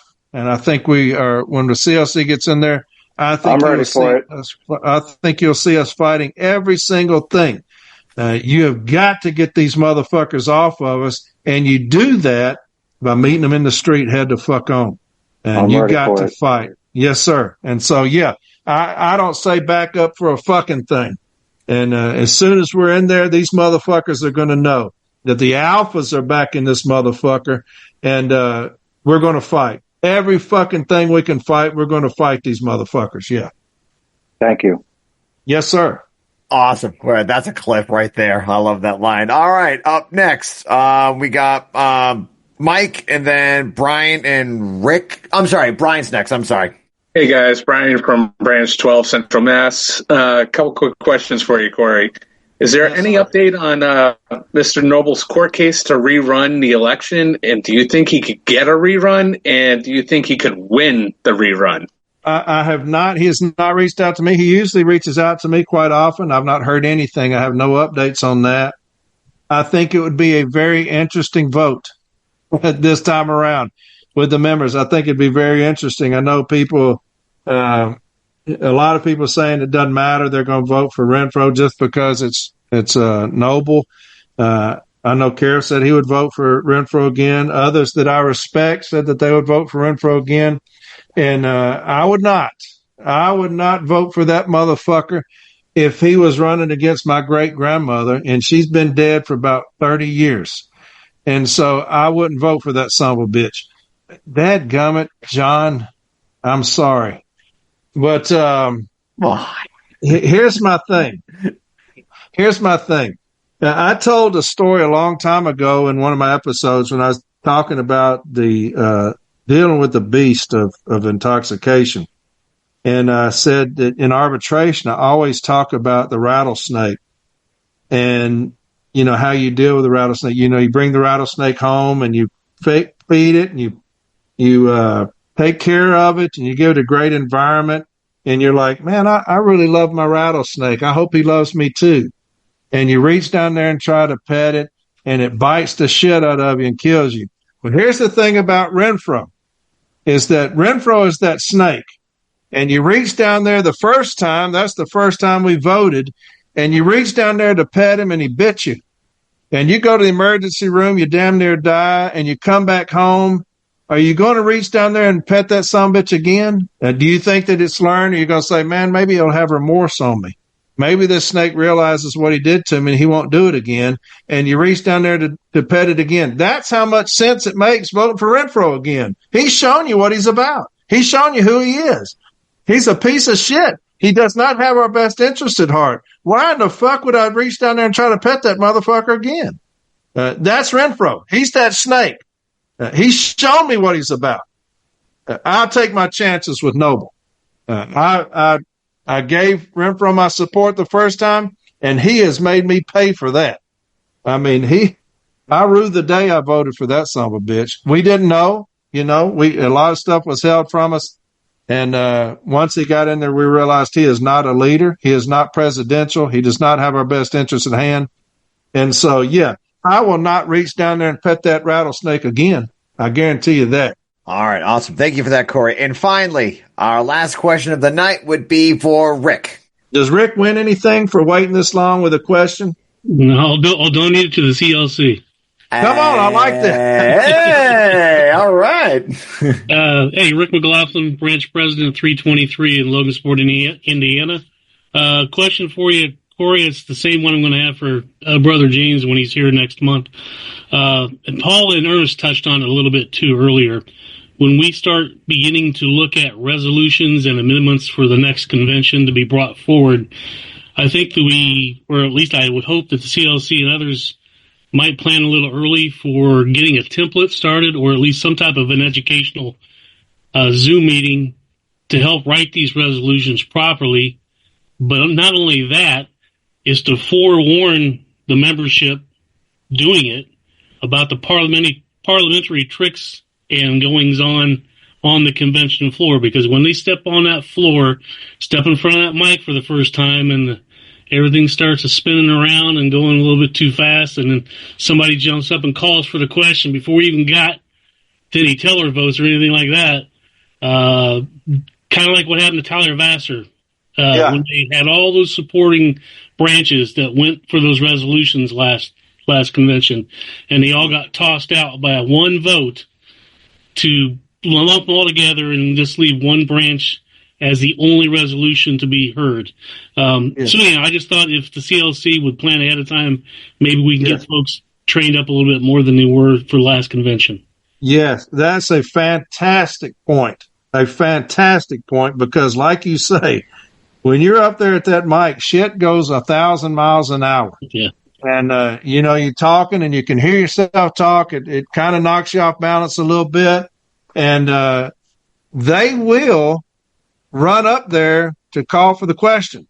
And I talked a little bit about that. I don't know if you remember a little bit about that in my episode. But, yes, I think the CLC should and will have a template, like you say, get people ready to, when they call for the question, they will immediately do that to get you off balance, to shut you up. And that's a fantastic point. And I can guarantee that the CLC will have something in place where we can educate people. It is a slippery slope when you're dealing with those kind of things. They are more well-versed than we are, and that's what they do. I mean, they are the establishment, and they're well-versed at that mic. They do have game plans, that just like we do. And you talk about Tyler Vassar. They just kept flooding people up there against Tyler, kept flooding people up there against him. Now that dude, he stood his ground, and I love him for it. Fell in love with the guy when he did that, man. What a beast he was. But yeah, that's a fantastic point, my man. I like that. All right. Well, Corey, at 3 hours and 35 minutes, you have done it. We made it. You have the Iron Man, the Next Generation Carrier Podcast Award for the Iron Man right now. We need to make him a wrestling belt, boxing belt. Yep. I'm just getting started. Hey, arrest the whole route now. Well, we're just going to have to do this all the time, since there's so many questions. It's going to have to be an all the time thing. Is Mallory asleep? Mallory, wake up, girl. We just not getting started. I thought she got a pillow. Yeah, I get it. Yeah. All right. I want to thank Corey. I want to thank John. I want to thank Capone. And I want to thank the 194 people I think we had at one point in the Zoom for the Hardcore 99. I think the people in Hawaii are now coming on right now. So, aloha to our fans in Hawaii, where it's about, I think, 6 p.m. So thank you for being here in Hawaii. But I think we've done it. This was a great time. I hope we see you soon. This was really fun for all of us. And, in case you don't know, Corey Walton does a show called From A to Arbitration, which is the show I always recommend to people over ours. So, If you're following this, please give us a like we're on YouTube, we are on iTunes, and we are on Spotify, where we would greatly appreciate a 5-star review if you could. And please share this with your friends and family. I know, Corey, I think you're going to put it, Mallory, and they're going to have it on their stream too, which is great. Share it anywhere. We don't care how it gets there, but that's great. John or Capone, any final words? Well, Corey, any final last words on your end? Yes. Hey, I love what you guys are doing. I absolutely love it. I think it's a fantastic setup. I love the challenges. You don't take it easy on anybody that's been on here, and I think that's what the people want. If you throw people softball questions all the time, who the fuck cares about that? You guys do a fantastic job. I love your show. I'll promote it as much as I can. I think it's incredible. I'll come on whenever you want me to. We'll do this again. But, hey, I love each and every one of you. I do. I love the city letter carrier. Everybody that's on here, I love the shit out of them. And we're just getting started with this movement, talking about y'all, talking about me, talking about those on podcasts and YouTubes and things like that. It is a movement, and we're just getting started with it. So I appreciate you guys very much for letting me come on here and spend 3.5 hours with you. I loved every second of it. All right. Thank you for coming on. Awesome. All right, everyone. John? Yep. I'll wrap up. Thanks again to all. My name is John Murphy, one of the co-hosts. Next Generation Carriers podcast. If you're curious and wondering how to actually get onto these Zooms, because it's kind of a mystery, please check us out on our website, nextgenerationcarriers.com/email. Sign up for our email. We are going to start doing a monthly email. We're going to have a new episode out Sunday for the PTFs, or maybe Friday. Going forward, we're going to start blasting out emails. Corey cannot come on again until we have Richie Ray on and David Grosskopf. Those two have to come on before Corey comes on. Or a roundtable with all of them on. That would be crazy. That would be good. So thanks again. Anyone is welcome to come on and ask a question. This platform hopefully gets evolved into other branches and other unions as well. This is a rank and file movement. We're just getting started. Thank you.